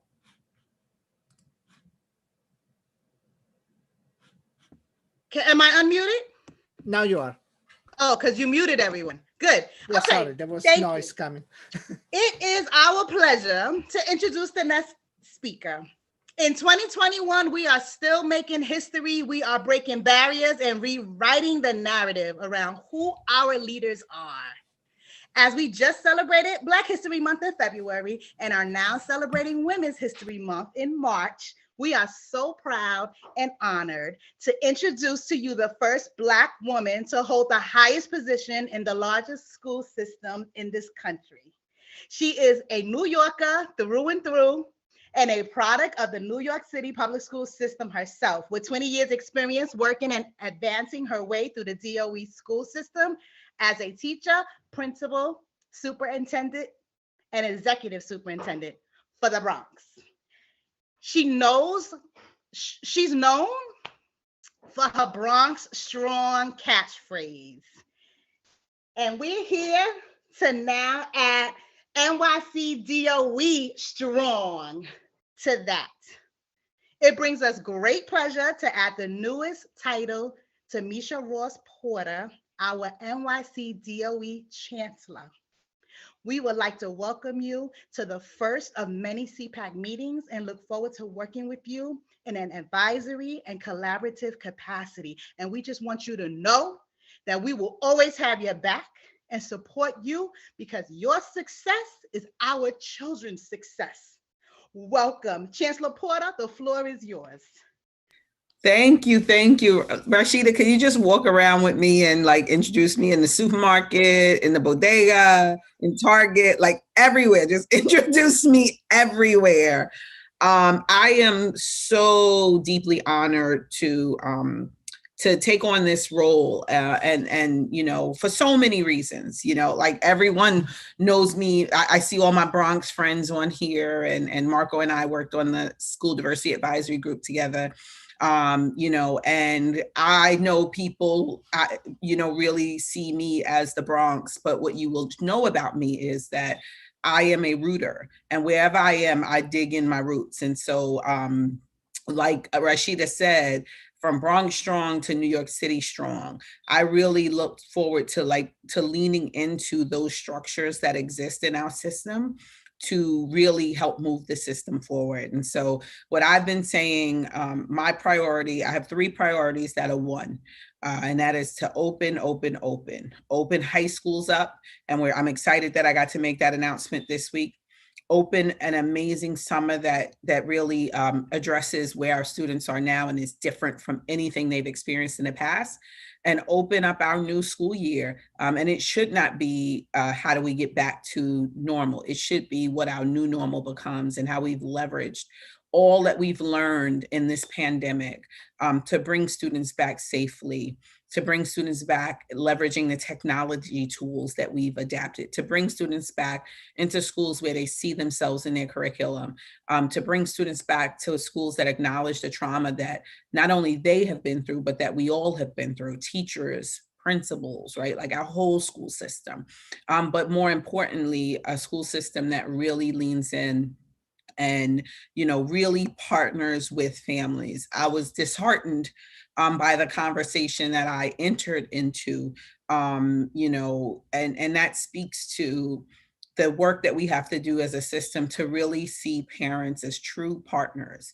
You know, when I was a principal, I didn't think about the parent association or this, that, right? I didn't think about just the body. I thought about with my parents, what would we, how would we benefit as a school if parents were really actively engaged in the school community? And what did parents need from us in order to do that? And it was different things for different parents, right? Like some parents can be at every PA meeting. Some parents can, you know, support in other ways, right? Some parents can do pop-ins and drive-bys. But the most important thing about the partnership between parents and school systems is we have a common interest, and that is to ensure that our children succeed academically. And if you aren't invested in them, then they won't. And if we aren't invested in them, then they won't. And so if we decide, if the school system decides, well, we can do this, we got this without the parents, well, I can tell you as a mother, the school system can do everything, but if I'm not there for the performance, if I'm not there for the award ceremony, if I don't show up for parent-teacher conference, if I don't ask questions about what's due or what's not due, there might be a teacher who she really loves and appreciates that she leans in on, but my interest is, if not more important, is equally as important. And so, you know, I really want to see us lean into our parent relationships in a very different way than we have in the past. And what I came into is part of that, right? Like what I came into was, and I've heard it before, and Lord, as you know, we just talked about this 2 weeks ago, right? You know, I think it is well-intentioned schools believing that they have the answer, right? You know, I am always going to be the glass half full kind of lady. However, well-intentioned schools have not been able to get through this pandemic without well-intentioned, loving, committed parents, right? Like there's no way we could have gotten through remote school without really partnering with parents in some very real ways. And I think how we lift those partnerships up is going to be really important. I will absolutely be leaning into this body to help think about my priorities, the 3 that are one. To really, you know, I think my most important job is to build trust with parents, to know that our schools are not only safe to enter, but we're going to be entering into schools where your children feel really seen and acknowledged. You know, when I was talking to parents about coming back to school in May, folks were less worried, to be very honest with you, about electrostatic sprayers and PPE, and more worried in some communities about the bathroom ain't been clean for years. Why would I trust that this building is going to be clean enough in a pandemic? And parents were making those kinds of decisions. And so, we often think up here when in fact the problem is this big, but it is exacerbated by this particular moment. And so I look forward to really hearing from you, really leaning into this body, really being partners. And, I love Chancellor Carranza. I would not be sitting here if not for his leadership and belief in me. And so that is not at all a rub towards him. It is just really the rub towards who I am and who I hope to be in this role.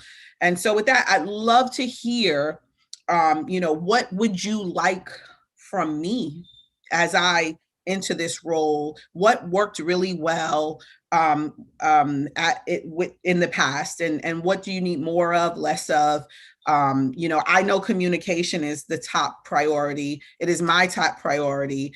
But I'd love to just open up and hear some of your thinking and what you like, what you would be looking for from me, more of, less of. I see Marie Plaisir. It's been so long. Like all my homies are on this call. This is so exciting. It's so exciting. So yeah, I would really love to just open up and hear from you. What do you need from me? What do you want from me? What worked, what didn't work? And I'll go off the mic now. Mr. Chair, now order. Leonard? Sure. Chancellor, I want to welcome you. Congratulations. It's very exciting. I just wanted to say that I really appreciate your comments about being partners in our children's education. I think that's what we've been stressing all along. And I'd hope that in the future, you really listen to CPAC. And we are really, I'd like to think the true representatives of our parents, where we're grassroots, we're right there on the front lines. And I really would hope that when we make statements, or that you'll be at the meetings, you'll listen to us, and you'll really just understand where we're coming from, because we are partners and we want to feel that we really do have a voice in the decisions that are being made. And I've certainly felt in the past, I know I'm speaking on behalf of a lot of my parents in my district, that decisions are made behind the scenes and we really don't have the input into those decisions. Maybe they kind of give us lip service. They might have a forum once in a while, but then the DOE does what it was going to do in the first place. So I would hope that that you will really listen to us and do your best to hear us and really make us partners, like you said, in the decision-making process. Well, that's easy, Leonard. And I'll tell you, I really want to lean into the bodies that exist, right? I go to meetings and parents are like, we need to have an advisory body to the chancellor, teachers, and I'm like, but those bodies actually exist. And I'm not saying we shouldn't talk to other folks. I absolutely have to talk to other folks. But I think that I really want to leverage the bodies in this system that exist to really empower you to represent the parents that you represent. And what you will get from me is, if there is a decision that is made, it is probably outside of my control, and I will share that with you. And we will talk about how to move that decision in the best way we possibly can. Good answer, by the way. Cecilia, you're up next. Good morning, Chancellor. Welcome and congratulations. And thank you, Rashida. That introduction was amazing. If anyone's watching this, we'll hire you for that. I just pretty much second what Leonard said. We would love to have our voices heard. And the other thing I want to say is, I feel that in the past, it was challenging to feel that districts were put like against each other or like groups of people. And like I love what you said about trust and about working together, but together all of us, like all the districts, and to find what's best for everybody. I know different districts have different needs, and I think we should take advantage of make those differences work and make us all better. And thank you for that trust comment that you made. I think it's super important. Welcome. Thank you. Thank you. Great. Shirley, go ahead. Good morning and congratulations, Chancellor Porter. I'm going straight into it. Chancellor Carranza left some initiatives or pilot programs that haven't seen fruition for school-wide. For example, he wanted to have standardized 4 annual assessments throughout the city, so he can better know, like if you pull out a grade, that where the students stand. I would like to know, you don't have to answer in detail, what programs, initiatives, or agendas that you were going to keep from the prior chancellor, and what new initiatives are you going to bring into the picture? You could tell us next month, because I know that's a lot, but that's what's on our minds. I'll tell you, I will tell you more next month, Shirley, because I ain't really officially started yet, but everybody's acting. Yeah, I know.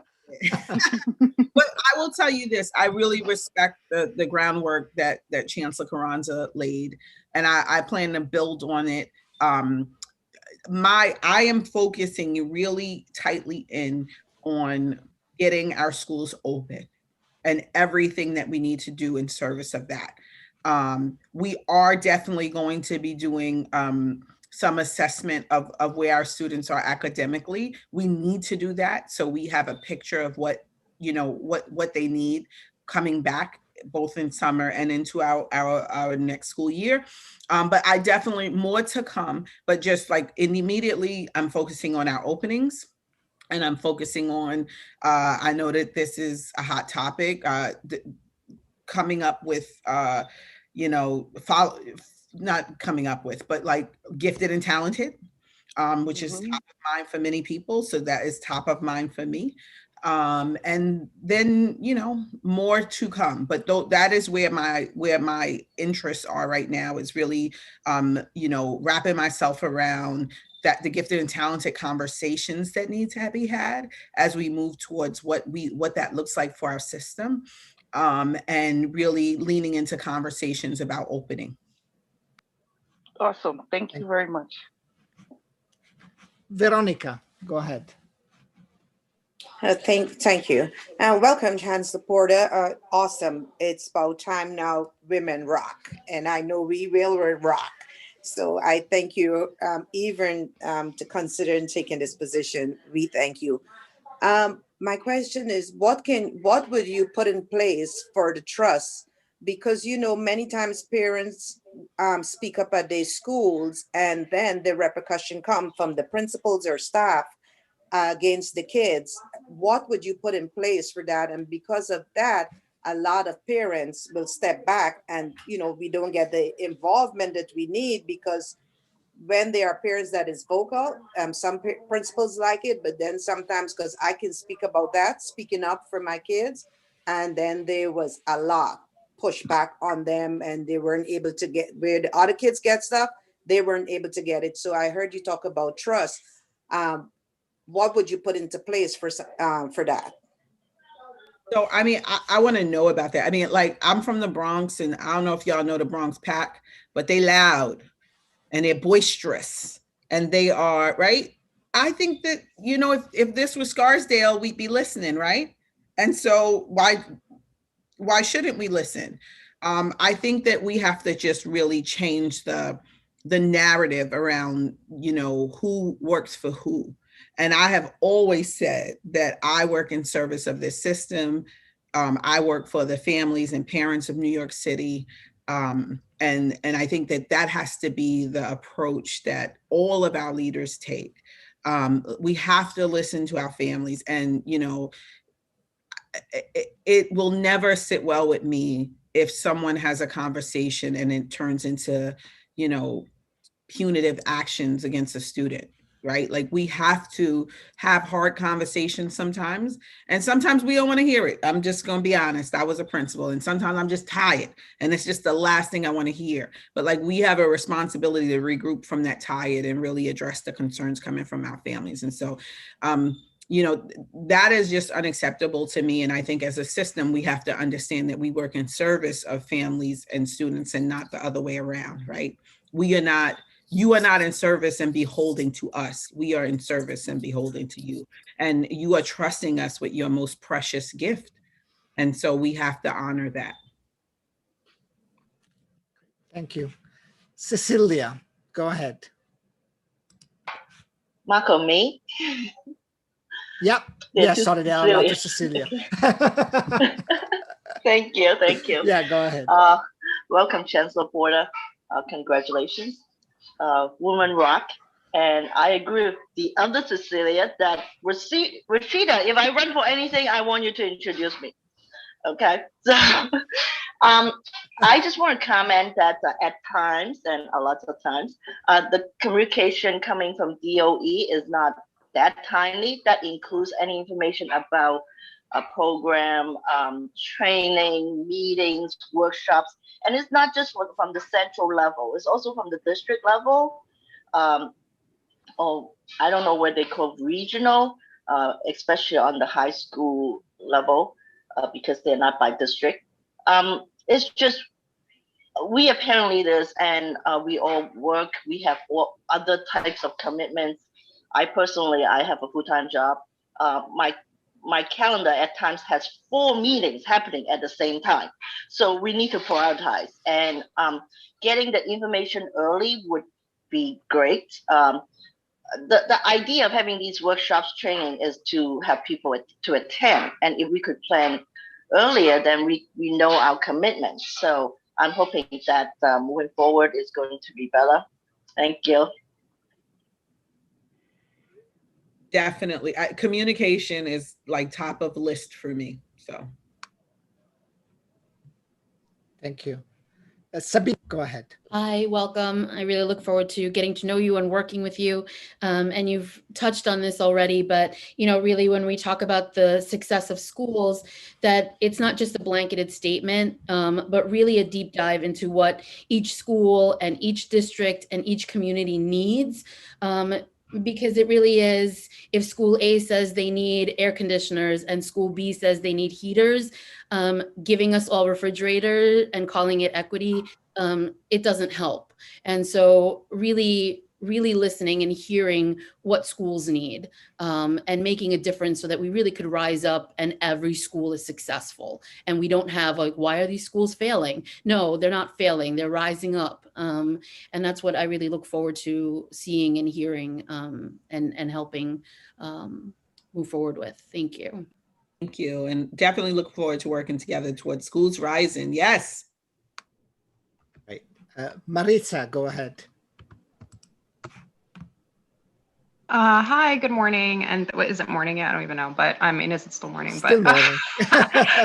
Congratulations, Chancellor Porter, on this role. So a few things just from district work that, you know, as far as like what folks are looking for, CRSE, like cultural responsiveness, you know, as the leader of the city and the largest school district, I mean, the largest school system in the country and the most segregated, you know, from our leadership, we need people naming that and having the courage to name that and repeatedly name it and name white supremacy, and the way that it impacts all of our students is like so important and so crucial. And I feel that, you know, observations that I've made in my district is that leadership and administration and teachers are either afraid or lacking the skills to even engage in those conversations properly. To even really be that face or that pillar that needs to move forward into like hopefully what is a new chapter in everyone's lives, because yeah, it's just exhausting. And then on that note, transparency, because another thing that we're seeing is that when folks are confronted with these issues, there's a lot of like politicizing and a lot of like, oh, we hear you and we want to do this and yada, yada, yada. And, you know, those, they tend to like instill hope because it's sometimes the only thing we can grab onto. But then at the same time, can lead to a lot of contention and frustration because we don't necessarily get the outcomes that we want. And I think transparency in that department would be like crucial. And then ensuring schools are fully funded before they're fully open, I think is also another thing that folks in D14 would really like to see. But yeah, but just ongoing partnership, what our students need, you know, first and foremost, and making sure that we can like create equity in our institution. And yeah, and thank you for being here and listening. Thank you. I'll tell you really quickly. So CRSE is at the heart of my work. I led the brownest borough in New York City. And we also had the greatest gains during my tenure as executive superintendent. And it's because we were intentional about acknowledging that there were realities in our borough that weren't about the children and families, but they were about the way adults showed up for them. And so that is my, you know, I've said to everybody, we cannot open schools that aren't culturally responsive in terms of like, when I think about the first day of school for a kid who hasn't been in school, right? Kid who's been fully remote since last March. I think about all of the folks that child will walk past before a butt hits a chair in a classroom. And so how you are welcomed, how you are received, how we address the trauma, and how you experience curriculum and learning and how you see yourself in those spaces. And so that is going to be my work across schools. I was on with, and you know, because I'm a Black woman, people think I'm only talking about one group, but I'm talking about underrepresented groups across this city and ensuring that we see ourselves across the curriculum. And that means Black and brown people, that means our Asian brothers and sisters, that means the LGBTQ community. And so my experience is as that of a Black woman, but my experience is also as a woman who's been in places where she has been underrepresented.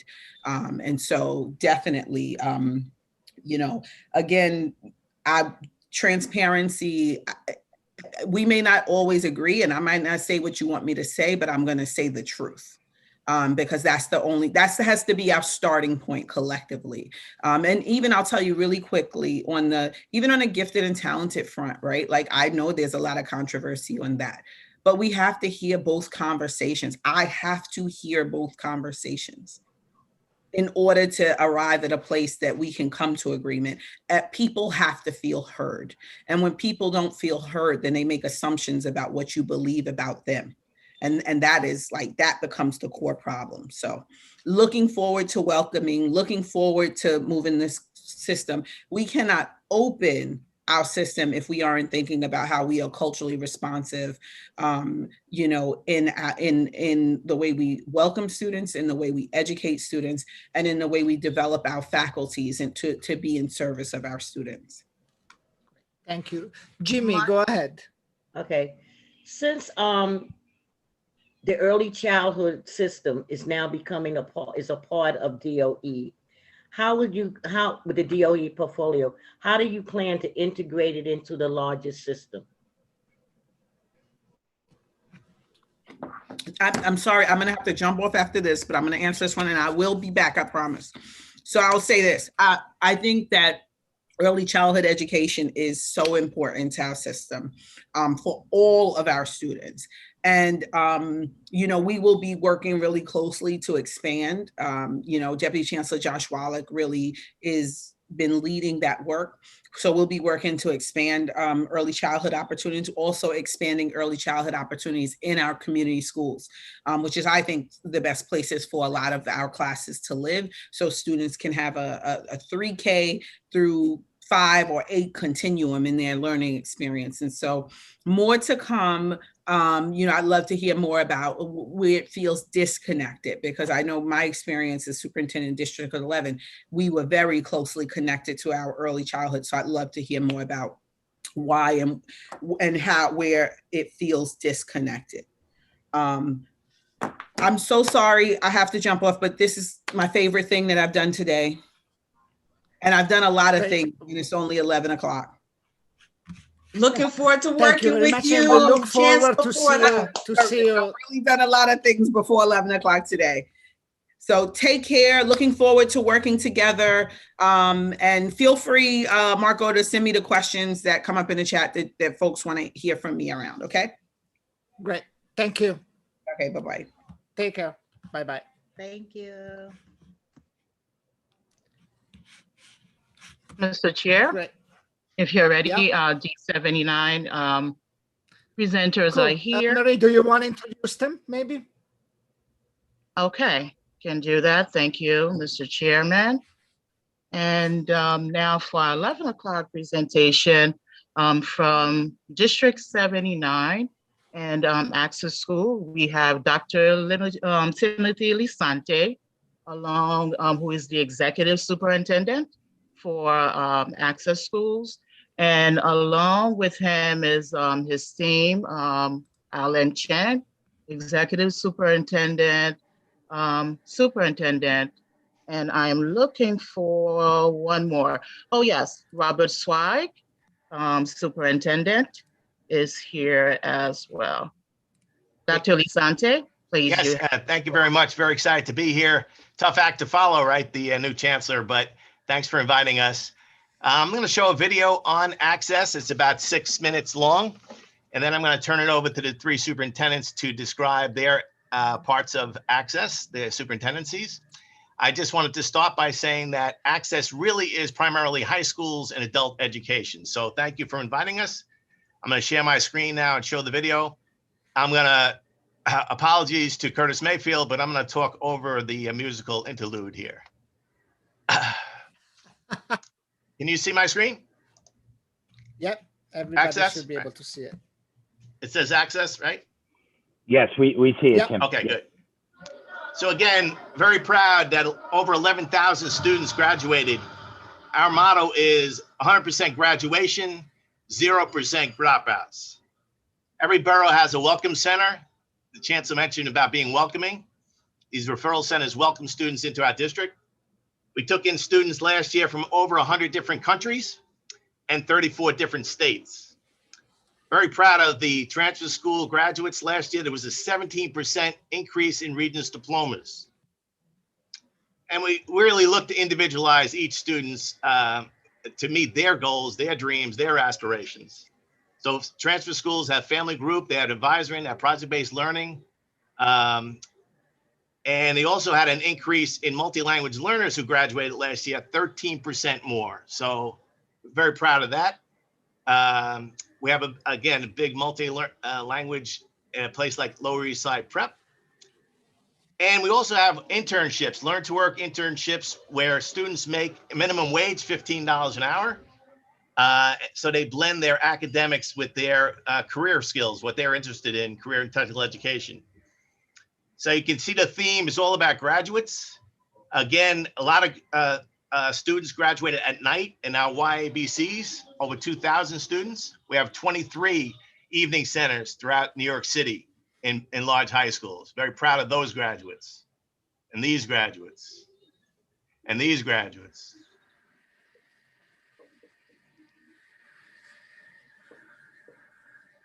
Liberation High School of Coney Island, one of our transfer schools. Du Bois campus in Brooklyn. And we try to tell the story in images. Now, the high school equivalency is a very difficult test. All those students there passed this test. It's 8 hours long. It's 5 subjects. It's got trigonometry, physics on it. It's a national exam, which means these students can do college work. Over 3,800 students last year passed this high school rigorous exam. Congratulations to them. And there was a 16% in adults that's over 21 years old who graduated last year. And a 25% increase in students that are multi-language learners. Very proud of all these graduates. And we have huge immigrant services that you can see there throughout the year. And a huge internship program. Those are some of the internships of students from last year.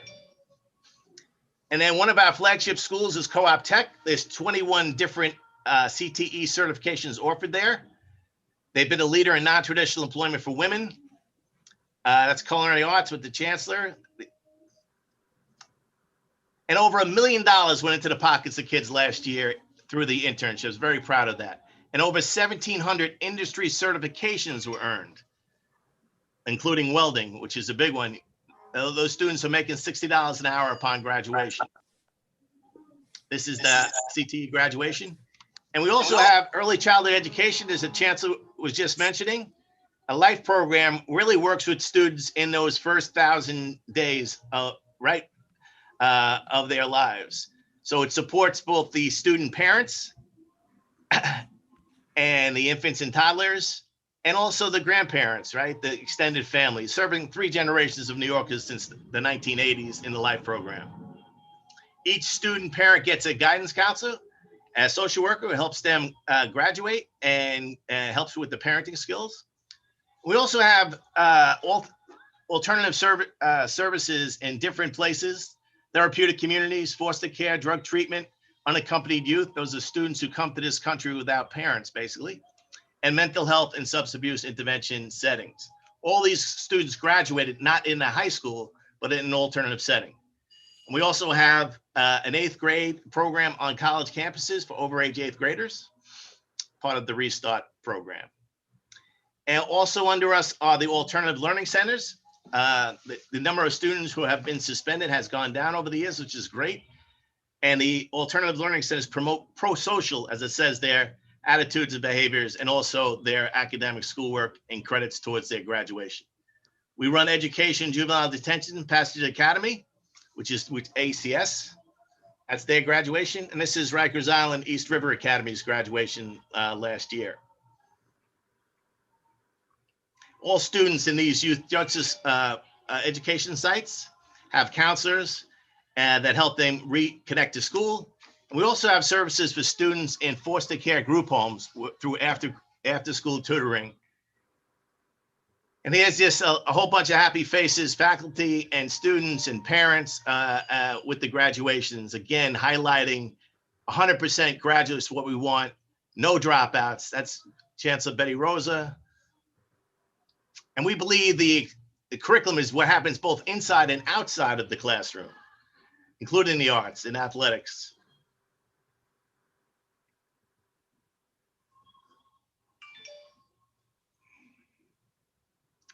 And school trips, college trips.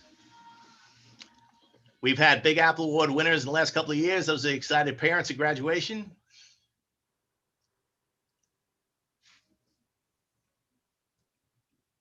And again, being strengths-based and positively rewarding all of our students for their successes in reaching their dreams and their aspirations, as I mentioned before.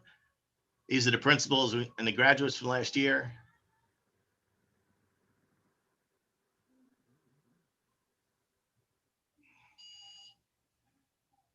Always planning with the end in mind. This is the end, right? The graduation, college ready, career readiness. Great to see the happy, smiling faces. I love these pictures.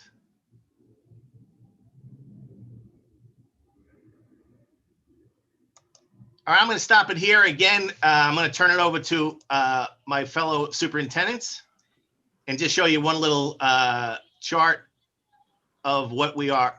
So Access is made up of 3 big superintendencies. I'm going to ask District 79 Superintendent Robert Zweig to present first on District 79, and then Transfer School Superintendent Paul Rotundo will go second, and then Superintendent Alan Cheng of the Consortium International and Outward Bound Schools will go third. Each one of them will take about 12 minutes to present. That should leave us with about 15 minutes at the end for questions and answering for you all. So I'm going to stop sharing my screen now. Bob, if you can share yours. And we'll talk about District 79. Yes, and I am trying to do that right now. Tell me, can you see that? Not yet. Not yet. Okay. How about now? No. So why is that not working? I may need some technical. From the bottom of your screen, you should be able to click share screen, and then I did that. And I now you did need to that. select the part of your screen that you want to share. Got it. How about now? Yeah, it's coming All right, I'm more used to doing it on Teams. I apologize. Thank you. Got it. So I'll just tell you, technology gives me anxiety. But anyway, thank you all for welcoming us, the whole Access leadership team, to this meeting today. One of the things that we pride ourselves on, I think collectively as superintendents under Executive Superintendent Tim Lasante's leadership, is our close collaborations with agency partners, with community partners. I think we have a complete understanding and respect and appreciation for the fact that sorry, there was a that schools don't operate in isolation. They don't operate in a vacuum, and that a school and schooling is really going to be effective and meet the needs of students. It needs to be done in partnership with communities and housed right within every local community in New York City. Earlier in the conversation, there was talk about, and Chancellor Porter talked about CRSE instruction. And so I'd like to open about D79 with sharing with you that we invested last school year in working closely with the Office of Equity and Access. Some would say that D79 is an outgrowth of perhaps lack of equity or inequity and access in New York City. We're not going to say that. We're going to say that there are alternative means to get to the same end. I hear background noise. I don't know. I don't think that's on my end. Okay. We seek to provide an alternative means to the same end. And we want to hold ourselves accountable to students by making certain that we have our eye on the right things. And so we engage deeply with the Office of Equity and Access at the Department of Education and formed our own district equity team. But the team is not made up solely of district leaders and people with titles after their names. It's made up of our staff and students and former students, about 25 people that represent the full breadth of our district. And one of the first things that we engaged in was a vision and mission that aligns with Access overall vision and mission, and is in other ways unique to D79. And everyone can read it, but I'm going to read it and then talk a little bit about how we got here. So District 79 students are empowered and equipped with the knowledge and skills to navigate life and achieve their college, career, and personal goals. They leverage opportunities, manage challenges, and advocate for themselves and others. The words are words that we all understand, but the concepts are often difficult to achieve, but we believe super important for us to achieve. And I want to point out some things. There was a lot of wordsmithing that went on and a lot of discussion and debate that got to these relatively simple words without the simplistic concepts. And one was the word R, A-R-E. For a while, we were living with a vision that said will be. And then we came to the consensus that, wait, we're acting like our students come to us as empty vessels and they will be empowered, they will be equipped. No, they are empowered, they are equipped. And it's our job to help enhance the knowledge and skills they bring to the schoolhouse so that they can navigate life, whatever life means for them. And it relates to college, career, and personal goals.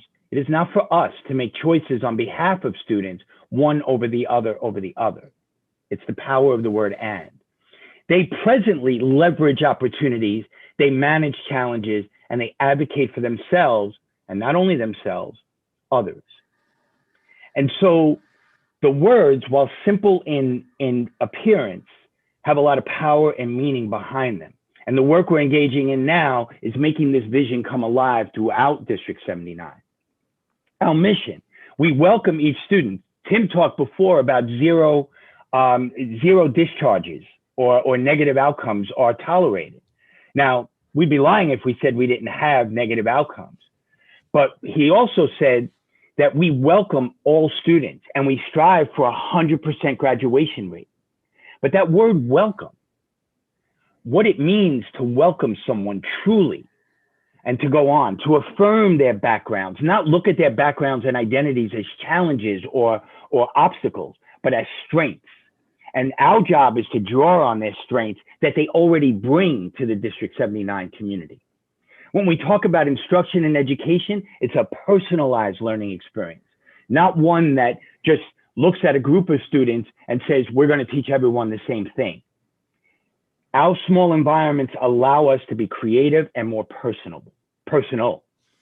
And we understand that as we're pulling students to high expectations, we need people that support them, that kind of push from the back and work in concert with teachers. And so we invest great resources in support systems and structures so that students can be successful both in school and beyond graduation. So the words really exemplify the core values of District 79.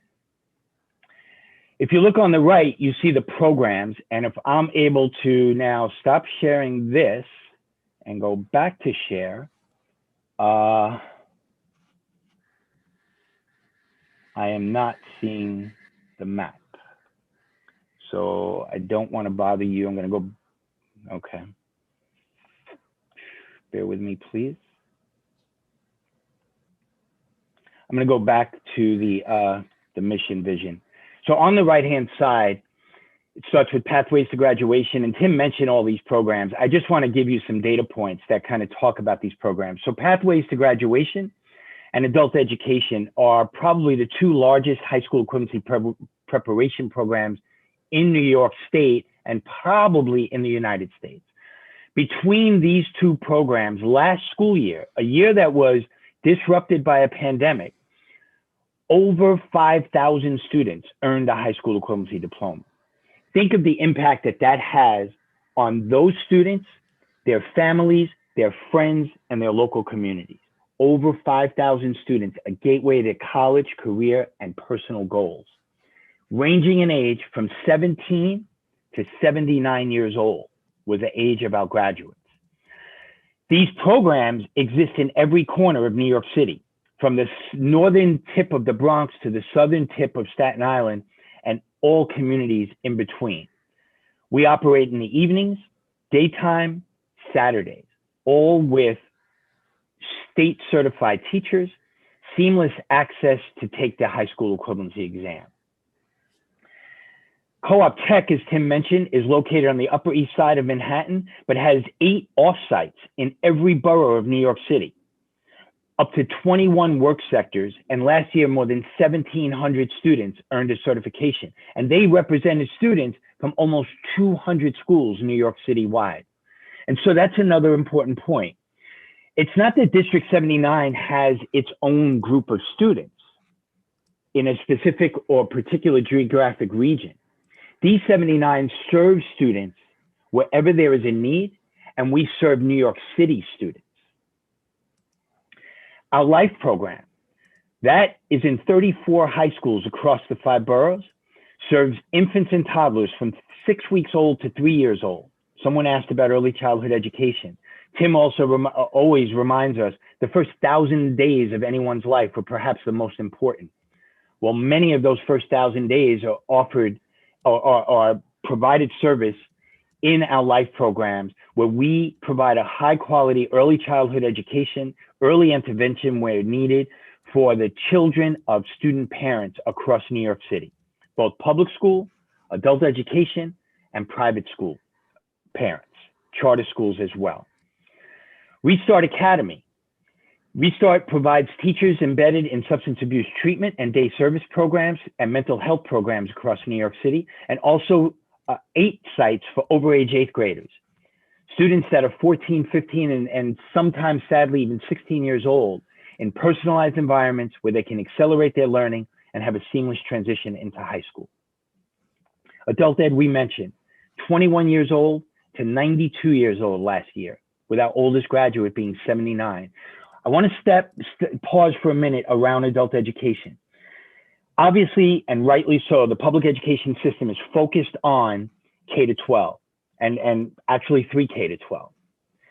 What we want everyone to be aware of is that, as we said before, education doesn't happen in a vacuum. It also doesn't need to be limited only to children. If we can educate an entire family, think of the power and the impact we have.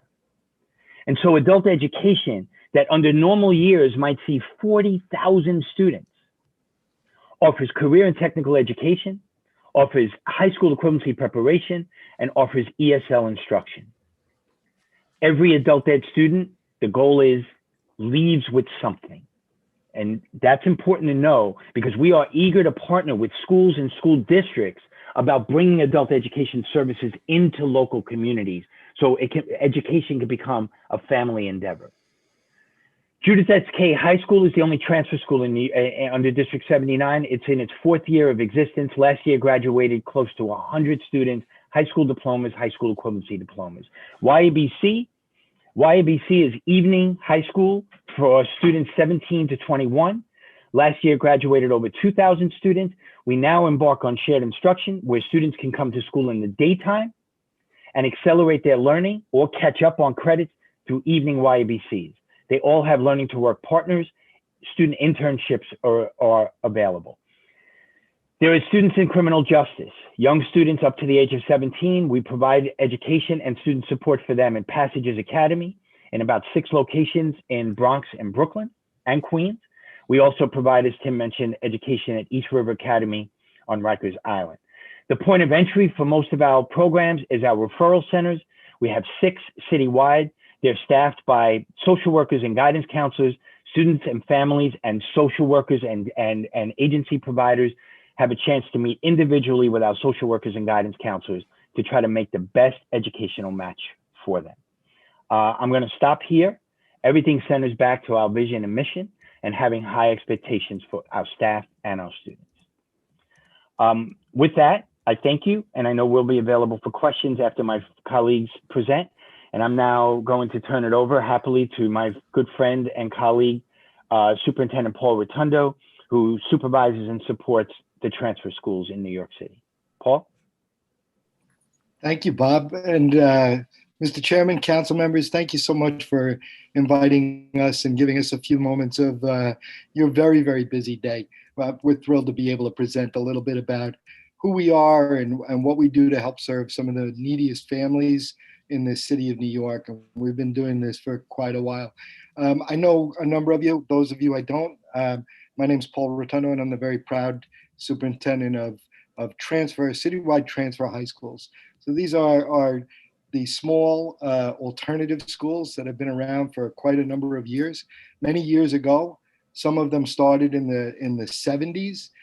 They were the alternative schools under alternative schools and programs. And believe it or not, they were under District 79, from which they grew out of. And as things became larger and larger and the need across the city became greater and greater, many of these schools were asked to change their focus or were developed with a unique focus. When accountability crept in, that focus turned to serving students who are typically 2 or more years behind in grade and age. And so with that, I'm going to present a little bit about the transfer schools. Very recently, we were welcomed home, if you will, under the portfolio of Dr. Timothy Lasante into Access. So we have come back to where we began. And that's a very, very good thing, because it allows us to take all of the supports and resources that are under Tim's guidance and leadership and put those things into place to help our students. And so let me share my screen with you. Here we go. Again, I'm pretty sure you can see it. Yes? Yep. Mr. Chair, great, fantastic. So welcome and thank you. My division, if you will, of the schools that are under my umbrella happen to be this center category, the 43 citywide transfer schools that are presently working and serving, teaching students and families in the city of New York, but they happen to be part of that very broad umbrella under Access. What makes us unique is that we are a set of very small, usually small, personalized, academically rigorous high schools. We provide sometimes that the way that we teach and learn is unique, but for the most part, it wraps around 5 key elements that make our transfer schools, I think, very successful. And they've been successful, as I said, since the 1970s. We specifically target very high needs populations, students that have experienced great challenges in their lives. We work around a student-centered admissions practice, which is sometimes a little counterintuitive, but once the student is not being very successful in the traditional outcome, we realize that the student's choice in what school they would like to attend becomes a significant factor in helping them become successful in meeting some of those challenges that they faced. And so our admissions criteria is rather unique.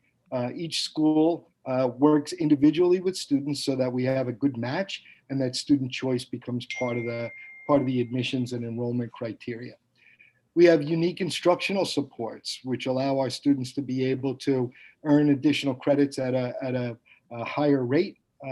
We have flexible time schedules as well as program schedules that are unique to our transfer schools.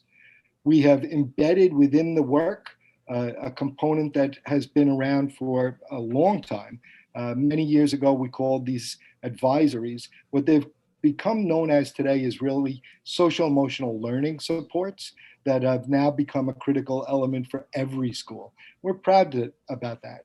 One of the things that I think you'll find that's unique to Access is that we very often pilot ideas in education that become successful ideas that are adopted by traditional schools over the years because they work for kids.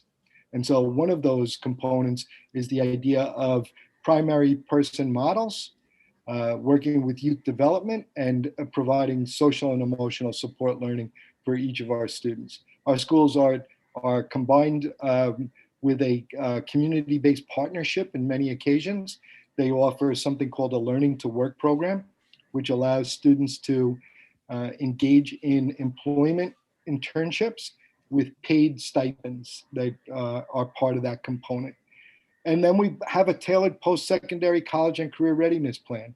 And this is more than just asking students what they're interested in doing. As we work to get them ready to be successful in college, we're also working to get them ready for success in their career. And as Dr. Lasante very often points out, some of these programs are consistent with what we call certificate to employability programs. And those things can range from everything from being a phlebotomist to OSHA regulation courses that result in certifications and allow students to be able to go in and get a job. Over the years, we believe that we've shown significant improvement, and that's why the number of our transfer schools has grown since the 1970s. Our impact can be seen in how we look at how students who are similar tend to succeed in their traditional settings. And what our statistics find is that we do similar students who graduate from traditional schools often graduate at a rate 10% less than those who come into the transfer schools. We do a little bit better as well in earning credits. Students who are similar earn fewer credits in their traditional setting as they do. It's actually 7.9 compared to 5.7. And we believe that we contributed to the lowering of the dropout rates that New York City has experienced over the course of the years. You can see, at least from that one screen, that at somewhere between 2004 and 2005, the increase in the number of transfer schools showed a significant drop in dropout rates for the city of New York. Our students are needy, our students are challenged, and our students come from some of the most neediest areas around the city. We often see students, on average, enter our transfer schools at age 19. We see them having already been in 2 prior high schools. They've usually passed 1 or 1.5 of the regents that are required, with about an average of 7 high school credits under their belt. So they're still a very far way away from graduating. In other words, those numbers tell you that a student who is 19 enters our schools typically as a freshman, which means that the clock that the state uses for accountability shows that there is only 2 years left, but we need to get 4 years worth of high school work done. So we have lobbied with the city and with the state and fought our way into using a 6-year accountability rate to take a look at how well our schools perform with our students. We continuously push on those measures so that the state will get a better look at how our schools work and what kind of performance and success we have with our students. You can see that our students are coming in at chronically absent. That means 20 or more days absent already by the time they enroll with us. 82% of them have already been identified as chronically absent. And another interesting statistic, the percentage of students with attendance below 70%, more than half of our students come in already not attending school. So overaged, undercredited, and obviously disconnected from teaching and learning. And so it's a pretty high bar, but our schools managed to do some phenomenal work. Most of our students also come in with a variety of other needs, very high rates of economic need and index. They're typically Black and Hispanic. We see usually special education students and sometimes multi-language learner students increasing over the course of the years.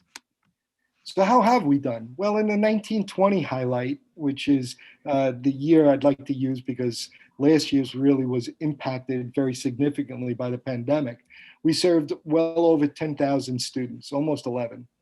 We've achieved an overall graduation rate of 60%, which for many students that would have been dropouts, this is a phenomenal number.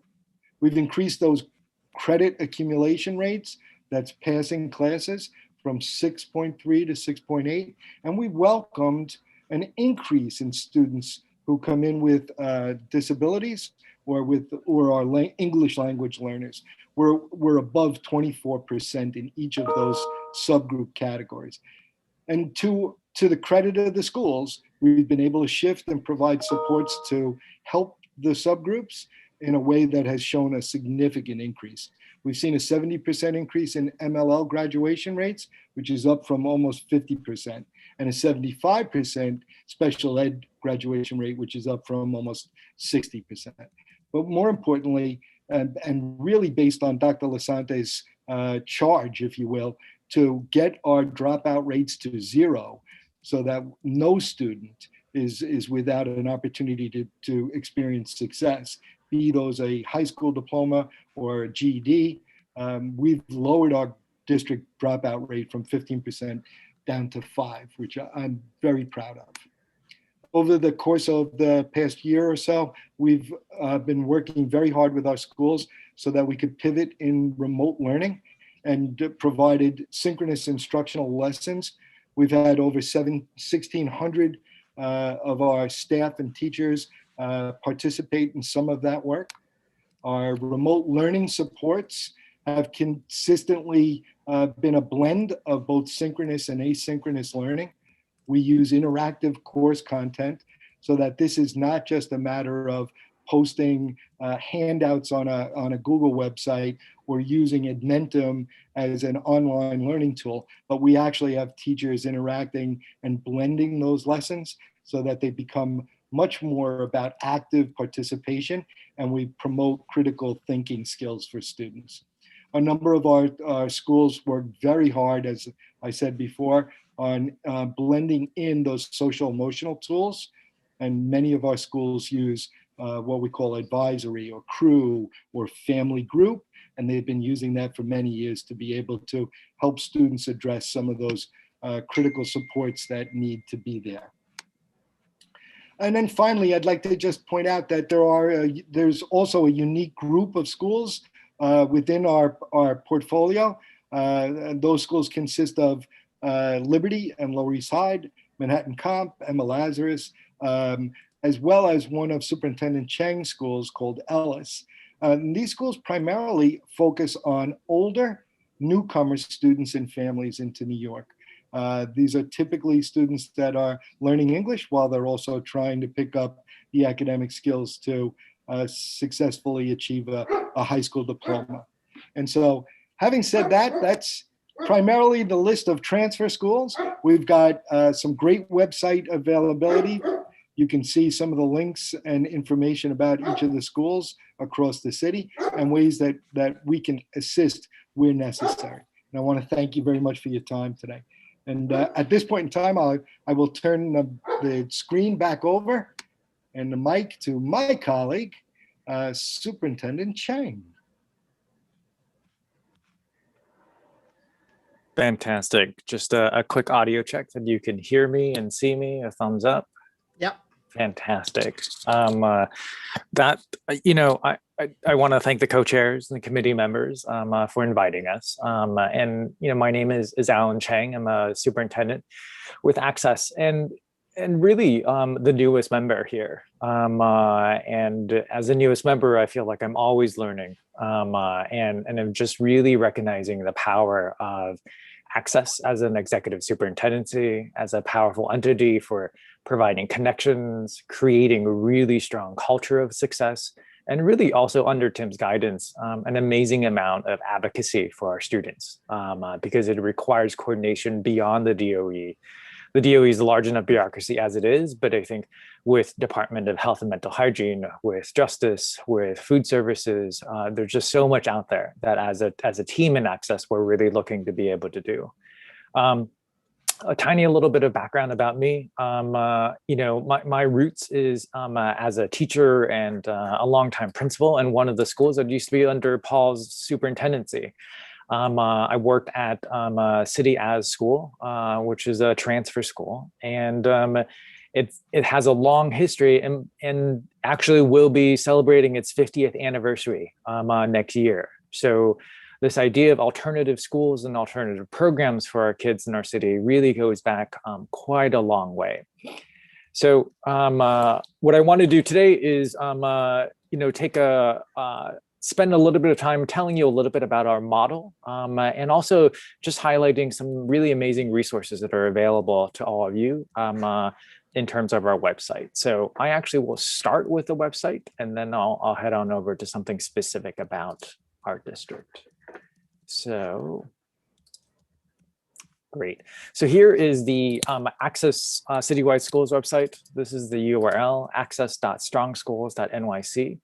And as you go here, you'll be able to see information about how to contact us, teaching and learning, different years. You'll have our Twitter feed, and then a link to all of our schools. And then a map here that will show you that we have 543 sites all over New York City.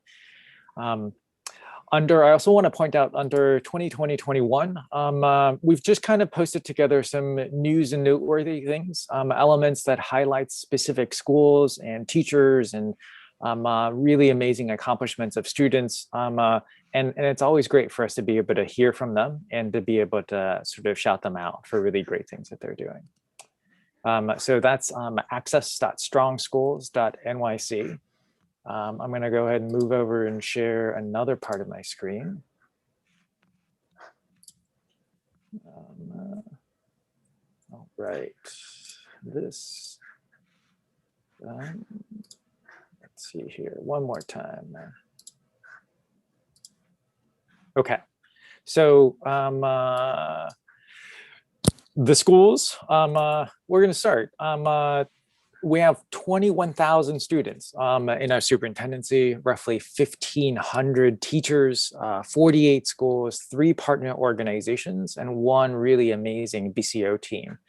And so this is our local version of that map where we have little heart signs to note where all of our schools are, from the Rockaways to Staten Island, all the way up in the northern Bronx by the zoo, and out here in Elmhurst, Corona, and Eastern Queens.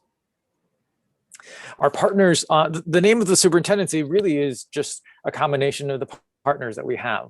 We work with the New York State Performance Standards Consortium, the Internationals Network, and New York City Outward Bound Schools. The consortium includes all of the schools in New York City that are part of a New York State consortium that have been granted a variance from the Regents exams that are being required of every single student in New York State. And so students in these schools will do a graduation portfolio that includes performance assessments, presentations, and portfolio pieces that are aligned to each of the subject areas. And in exchange, they only take the ELA exam and one of the Math Regents exams to graduate. Our international schools are a group of 15 schools that work citywide and by design serve only the students who are brand new arrivals to our country. Oftentimes, these are students who may be undocumented. They are occasionally students who've had very little formal education prior to coming here. So they'll be here 14, 15, 16, and have had many years without schooling before transferring. And finally, we have a group of 8 New York City outward bound schools in our network. And these are schools that have a really strong emphasis and focus on project-based learning, expeditions, and really being able to lead with this idea of crew as something that we all do together, and really strong school cultures. So I want to spend the rest of the time talking a little bit about our instructions and how we have expectations and hallmark practices. And so there really is, across these 48 schools, many critical things that really unite all of us. And so I just wanted to point you to sort of 3 different columns. Under the first column, all of our schools have advisory and crew. They have really extensive restorative practices in their schools. And many of our schools have what are called student-led conferences, meaning that we empower students, oftentimes from a fairly young age, to lead conversations about their learning. And so in our typical parent-teacher conferences, at quarterly conferences, students are having a really rich understanding of the progress that they're making and are able to articulate that to their parents and to their guardians about their success. This middle column, what really drives us is project-based learning, performance assessments, mastery learning, interdisciplinary curriculum, and academic internships. And so these academic internships, some of them are similar to the ones that are in policy superintendency, where they are paid, but many of them are really meant to be directly aligned and connected to core academic content. For example, that we believe students learn best when they're able to, study chemistry and biology, when they're working with a veterinary technician, and understanding the blood work and the implications of that. They're learning government and civics when they're interning with judges, and understanding what criminal court looks like, what civil court looks like, and how you resolve these issues before you go to trial. And I think so much of this is really done in such a way that it is the project and it is the sort of ultimate presentation of that work that drives the instruction. So oftentimes within the very first week of instruction for a given class, students will know in 7 weeks, in 12 weeks, we are going to be presenting in front of, this community school board, because they are going to be talking about rezoning for this housing project. And, we, because many of our students live there, we want to be able to provide feedback to them. Of course, in order to do that presentation and present to that particular audience, you have to have a lot more context. And so we use the sort of projects that are real, that ultimately drive the instruction.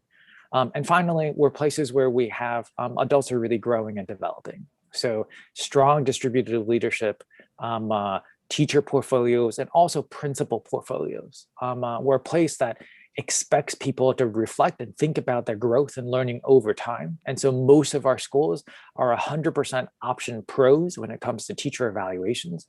And our principals also do their own portfolios in which they're presenting their work over time and engaging in groups. I'm going to spend just 2 more minutes talking really explicitly about one aspect of our work that I think really helps us stand out, which is that, at every single one of our schools, we believe and truly have in place structures that allow for exhibitions and presentations of learning. And just, you know, you'll see on the right-hand side here, what are some of the key elements? And then on the left-hand side, a quick kind of rationale for presentations. And this comes from this belief that real work and real learning deserves a showcase. And when students care about what it is that they're going to be, when they know somebody else cares, they're going to do a much better job. So we know that professionals in high stakes environments do presentations. Doctoral students have oral defenses. Medical doctors do educational rounds. And in equity-centered schools, our students need opportunities to be able to practice and build on these skills. And so we think that public presentations and exhibitions of learning to a real audience are an important celebrated rite of passage. We also think that these presentations, in which it's open to the community, parents show up, we invite usually a panel of 3 or 4 outside audience members in addition to teachers for students to be able to present, and this happens quarterly, are places that really hold the schools accountable to the community for delivering a high quality education. This isn't just a matter of one standardized exam or, you know, a set of different quizzes or tests, but they set the expectation that every single student can and will share their learning. It builds that motivation, builds that pride, and it really works on this ability to sort of receive feedback and grow over time. And so we see that when we're able to have students over the course of several years, this really helps shape them so that they're truly ready for college. The last thing that I'll say is that our schools really do range not only geographically, but we have 8 transfer schools that are similar to Paul's schools in that they generally start at 16, 17 years old, and they take students who've started at other high schools. So 8 out of our 48 schools are transfer schools. We have 1 school that's a New York City hour-bound school in Washington Heights. That's a 3K through 12. So they have 14 grades at that school. And then there are many schools that actually have dual enrollment. So they might be an international school as well as a consortium school, or they might be a New York City outward bound school as well as a consortium school. And so you may hear different terminology and different information, but want to be able to turn over the rest of the time for any questions to all of us.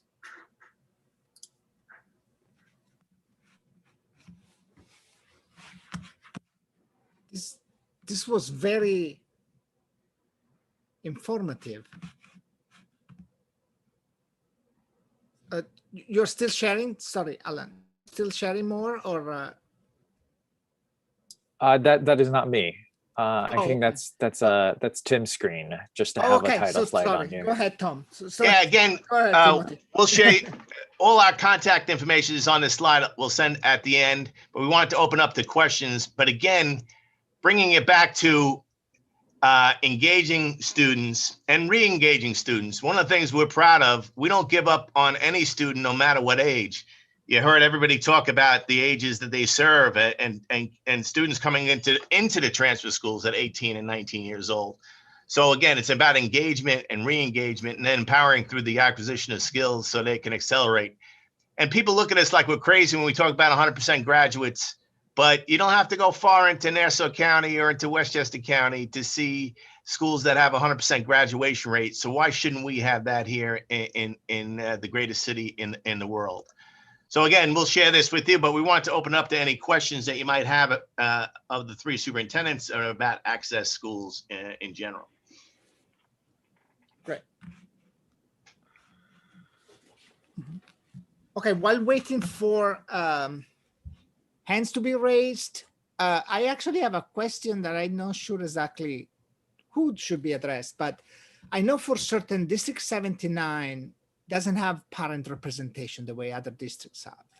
And I would love if CPAC could have some sort of representation from District 79 on a regular basis, as opposed to calling you once a year, or in fact, the first time I think ever to present and give us information about it. How do you, so while I believe, so part of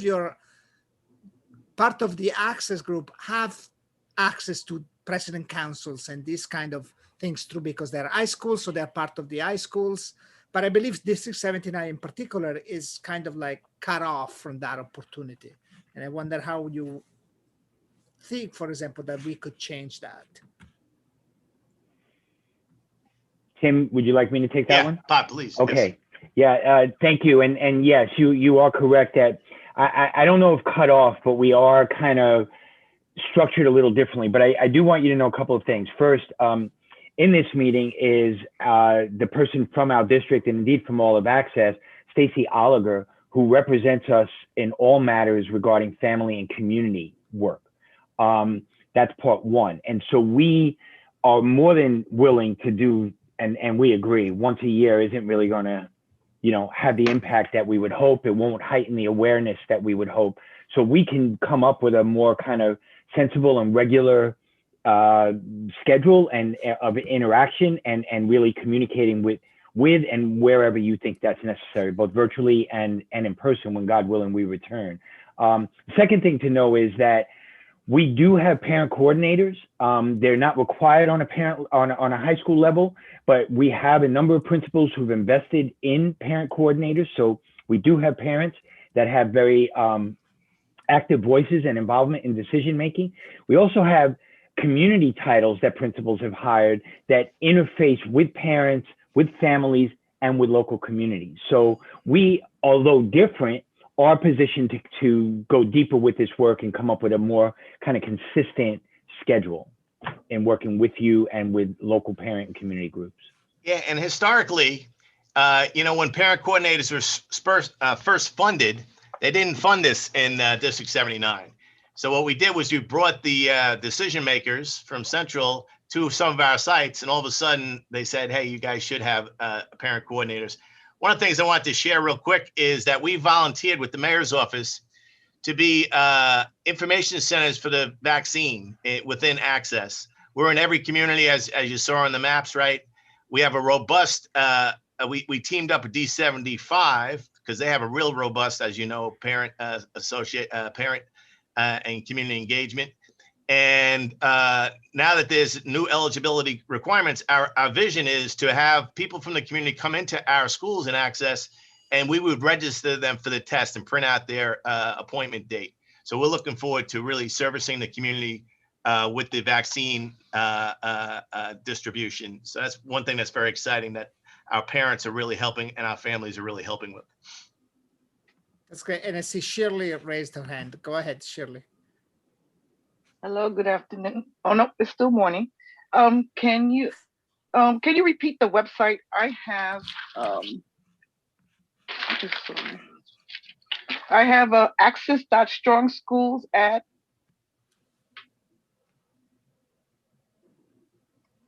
I should know this, right, Alan? But I don't. Thank you. I see it in the chat. He put it in the chat. Thank you. In chat. Thanks. Yeah, access.strongschool.nyc. Celia, go ahead. Good morning, Executive Superintendent, and thank you for all the good work that you and your team do. It's always been phenomenal. I'm glad that it's finally come to CPAC. As a high school parent, I've known about 79 for a long time, and the collaborations with D75, which are fantastic. But what I want to ask about today is the young people from the Raise the Age who came out of or didn't go into Rikers and went into programs like Horizon and so forth. Is there an update on how the program has been doing? I know that it's a young sort of program for the 16 and 17-year-olds. And I had the fortune to visit a couple of them before the COVID shutdown. But I just want to know what the progress is like. I mean, your staff is completely amazing. And under with what little they can work with, and they can make miracles. So I really want to know. I'm really looking forward to hearing about what's happening there. Thanks for asking about that. We recently got some very good press on our work with young people over the years in both close to home, and I think you were involved with that too, right? And Raise the Age. Real quickly for everybody, back not too long ago, if a student got in trouble who was 15, they actually went upstate to places up by Albany for 6 months. And then they came back to New York City. They'd be away from their parents and their lawyers and their advocates. They come back to New York City with no credits and no paperwork or anything. So the first thing we did was we had close to home, which now those students stay in New York City and they stay in Passage Academy. They never leave the public school system. So they get credit for every day that they're in school until a point that they go back to school. So close to home was a national model. We were recognized in a national webinar, people asking us how we did this all over the country. And it was a really great effort between probation, because again, I was the principal in Rikers Island, right? There were 20,000 people. I know what you're talking that. What's that? No, I think somebody unmute themselves without realizing. Oh, I'm sorry. This is unbelievable, but there were 20,000 people on Rikers Island when I was the principal out there. 20,000. Now it's under 5,000, and that's because of alternatives to detention and the mayor's office and probation. So we've really gotten a handle on this. And then we were one of the last states. We put 16-year-olds into Rikers Island, 17-year-olds. We were one of the only states that put 16-year-olds into adult corrections, and that's when this came across. Again, raise the age. We were the last state to raise the age of criminality, and students are much better off in Passages Academy than they are obviously on Rikers Island. So we're really excited about. And it took a lot of work from a lot of collaboration from a lot of good people here in the greatest city in the world. Great, thank you very much. So I think we're actually at time at this point, unless there is one last question. We have like 2 minutes if there is a one last question. Otherwise, we are pretty much done with this part of our meeting. I see no more hand raised, so I think it's time to thank you guys very much. Oh, Marie, go ahead. No, there was just one question from Lourdes. I'm not sure if it was answered. And it was just, are there any parent groups within D79? Yes, so we do have, we don't have parent associations in the way that schools do, but we do have regular family meetings that are done either at the school level or at the district level, where we bring families together to share information, to get input from them as to where and how we can improve the services we provide to their young people. So we do have family groups and family meetings, not in the traditional sense of parent associations and things like that. We also do similar meetings for our community partners, again, at the program level, facilitated by principals, and throughout the year at the district level, facilitated by us, by our district team. And we can talk offline more about what they look like, how we can get more involvement, and even hear suggestions from you about how we can strengthen that part of our work. Yeah, I mean, I would love to have a representative, like a parent representative, to come to our meetings. We on a can regular arrange for that. basis, be able to be informed what's happened in the rest of the city and be able to bring us information. That is not a problem, Marco. We can make that happen. Cool. So we should talk offline about what you want that to look like, and Stacy and I, as I mentioned, Stacy before, who's in this meeting, will help us facilitate. Cool. Mary messages me saying like, we will need to amend our bylaws to make that happen. But okay, we're just talking about how to do it. We're not. In District 79, we've learned how to amend and adapt everything, so we'll help you with it. Great. So thank you very much, everybody. Thank you. Thank you. All right. Be safe and be well. Thanks for having us. Be safe. Thank you so much for Thank letting you. us Thank you for being present. here. Thank you. Thank you all. Bye. Bye. So we have one announcement, correct? Rashid, I think you were the person in contact with this Yes. person, right? Can you? Thank you, Marco. Do you know? Yes, we have a public announcement from someone who'd like to share their program and services that they want to offer to all of our families. Richard Connolly is the director. Look, since I'm about to get hired to give intros for everybody, right? Richard Connolly is the director of the American Debate League, and they partner with over 100 schools in New York City and New Jersey. So I'm going to turn it over to Richard Connolly so he can give a really brief info about him and his program and how folks can get in touch with him, and hopefully have him on another time where he'll have a little more time to like answer questions and things like that. So Richard Connolly, take it away. Hello, can everyone hear me? Very, very low. Maybe you're possibly too far away from the microphone. How about now? A little bit better, but still hard to hear you, sorry.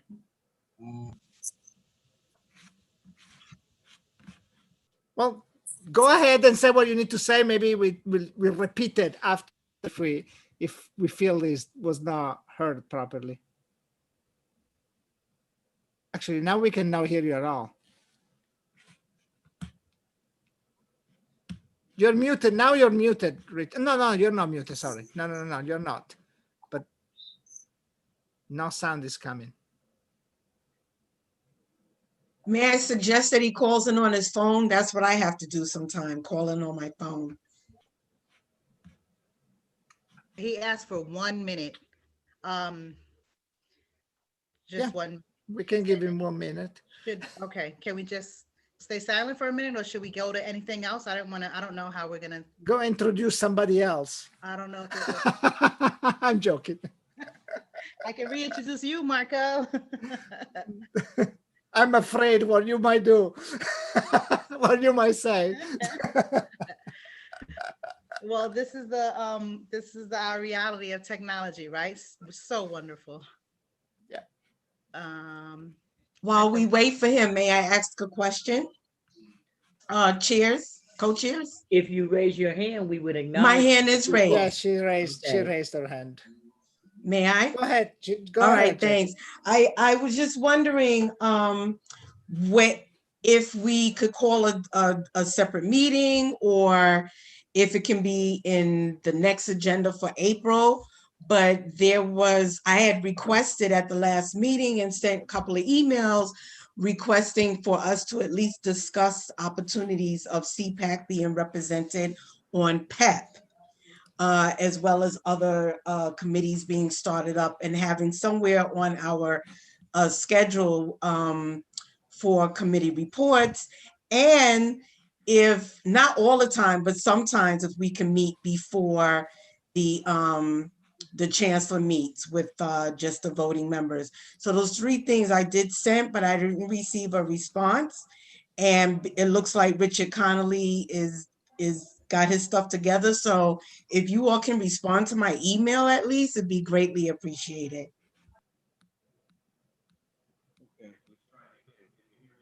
Yes, Dr. Jackie, thank you.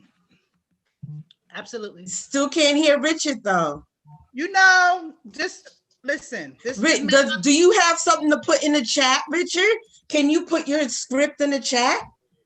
We still can't hear you.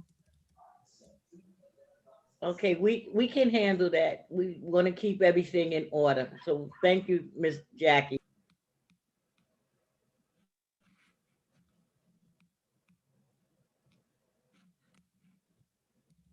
This just may not be his moment.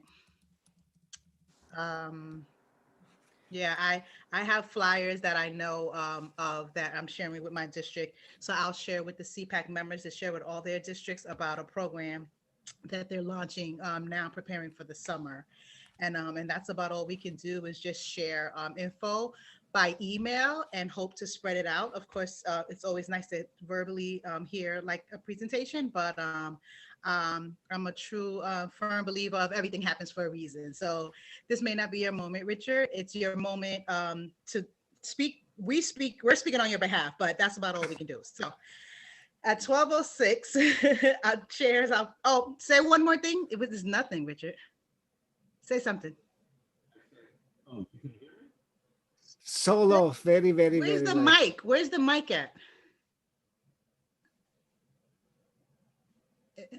No, No, nothing, that went away. nothing. Okay, Richard, we'll call you back we'll make sure you come back next time, and maybe we make a test before you come to make sure we got the sound. It's those. All right, guys, we have a chance to go and have lunch 5 minutes earlier than planned. Motion to adjourn the meeting. Second motion. Time is 12:06. Right. Thank you, Jimmy, for saying that so that we're gonna remember for our minutes. And thank you, Richard. I'm sorry. So we'll get you on next time. All right. Take care, everybody.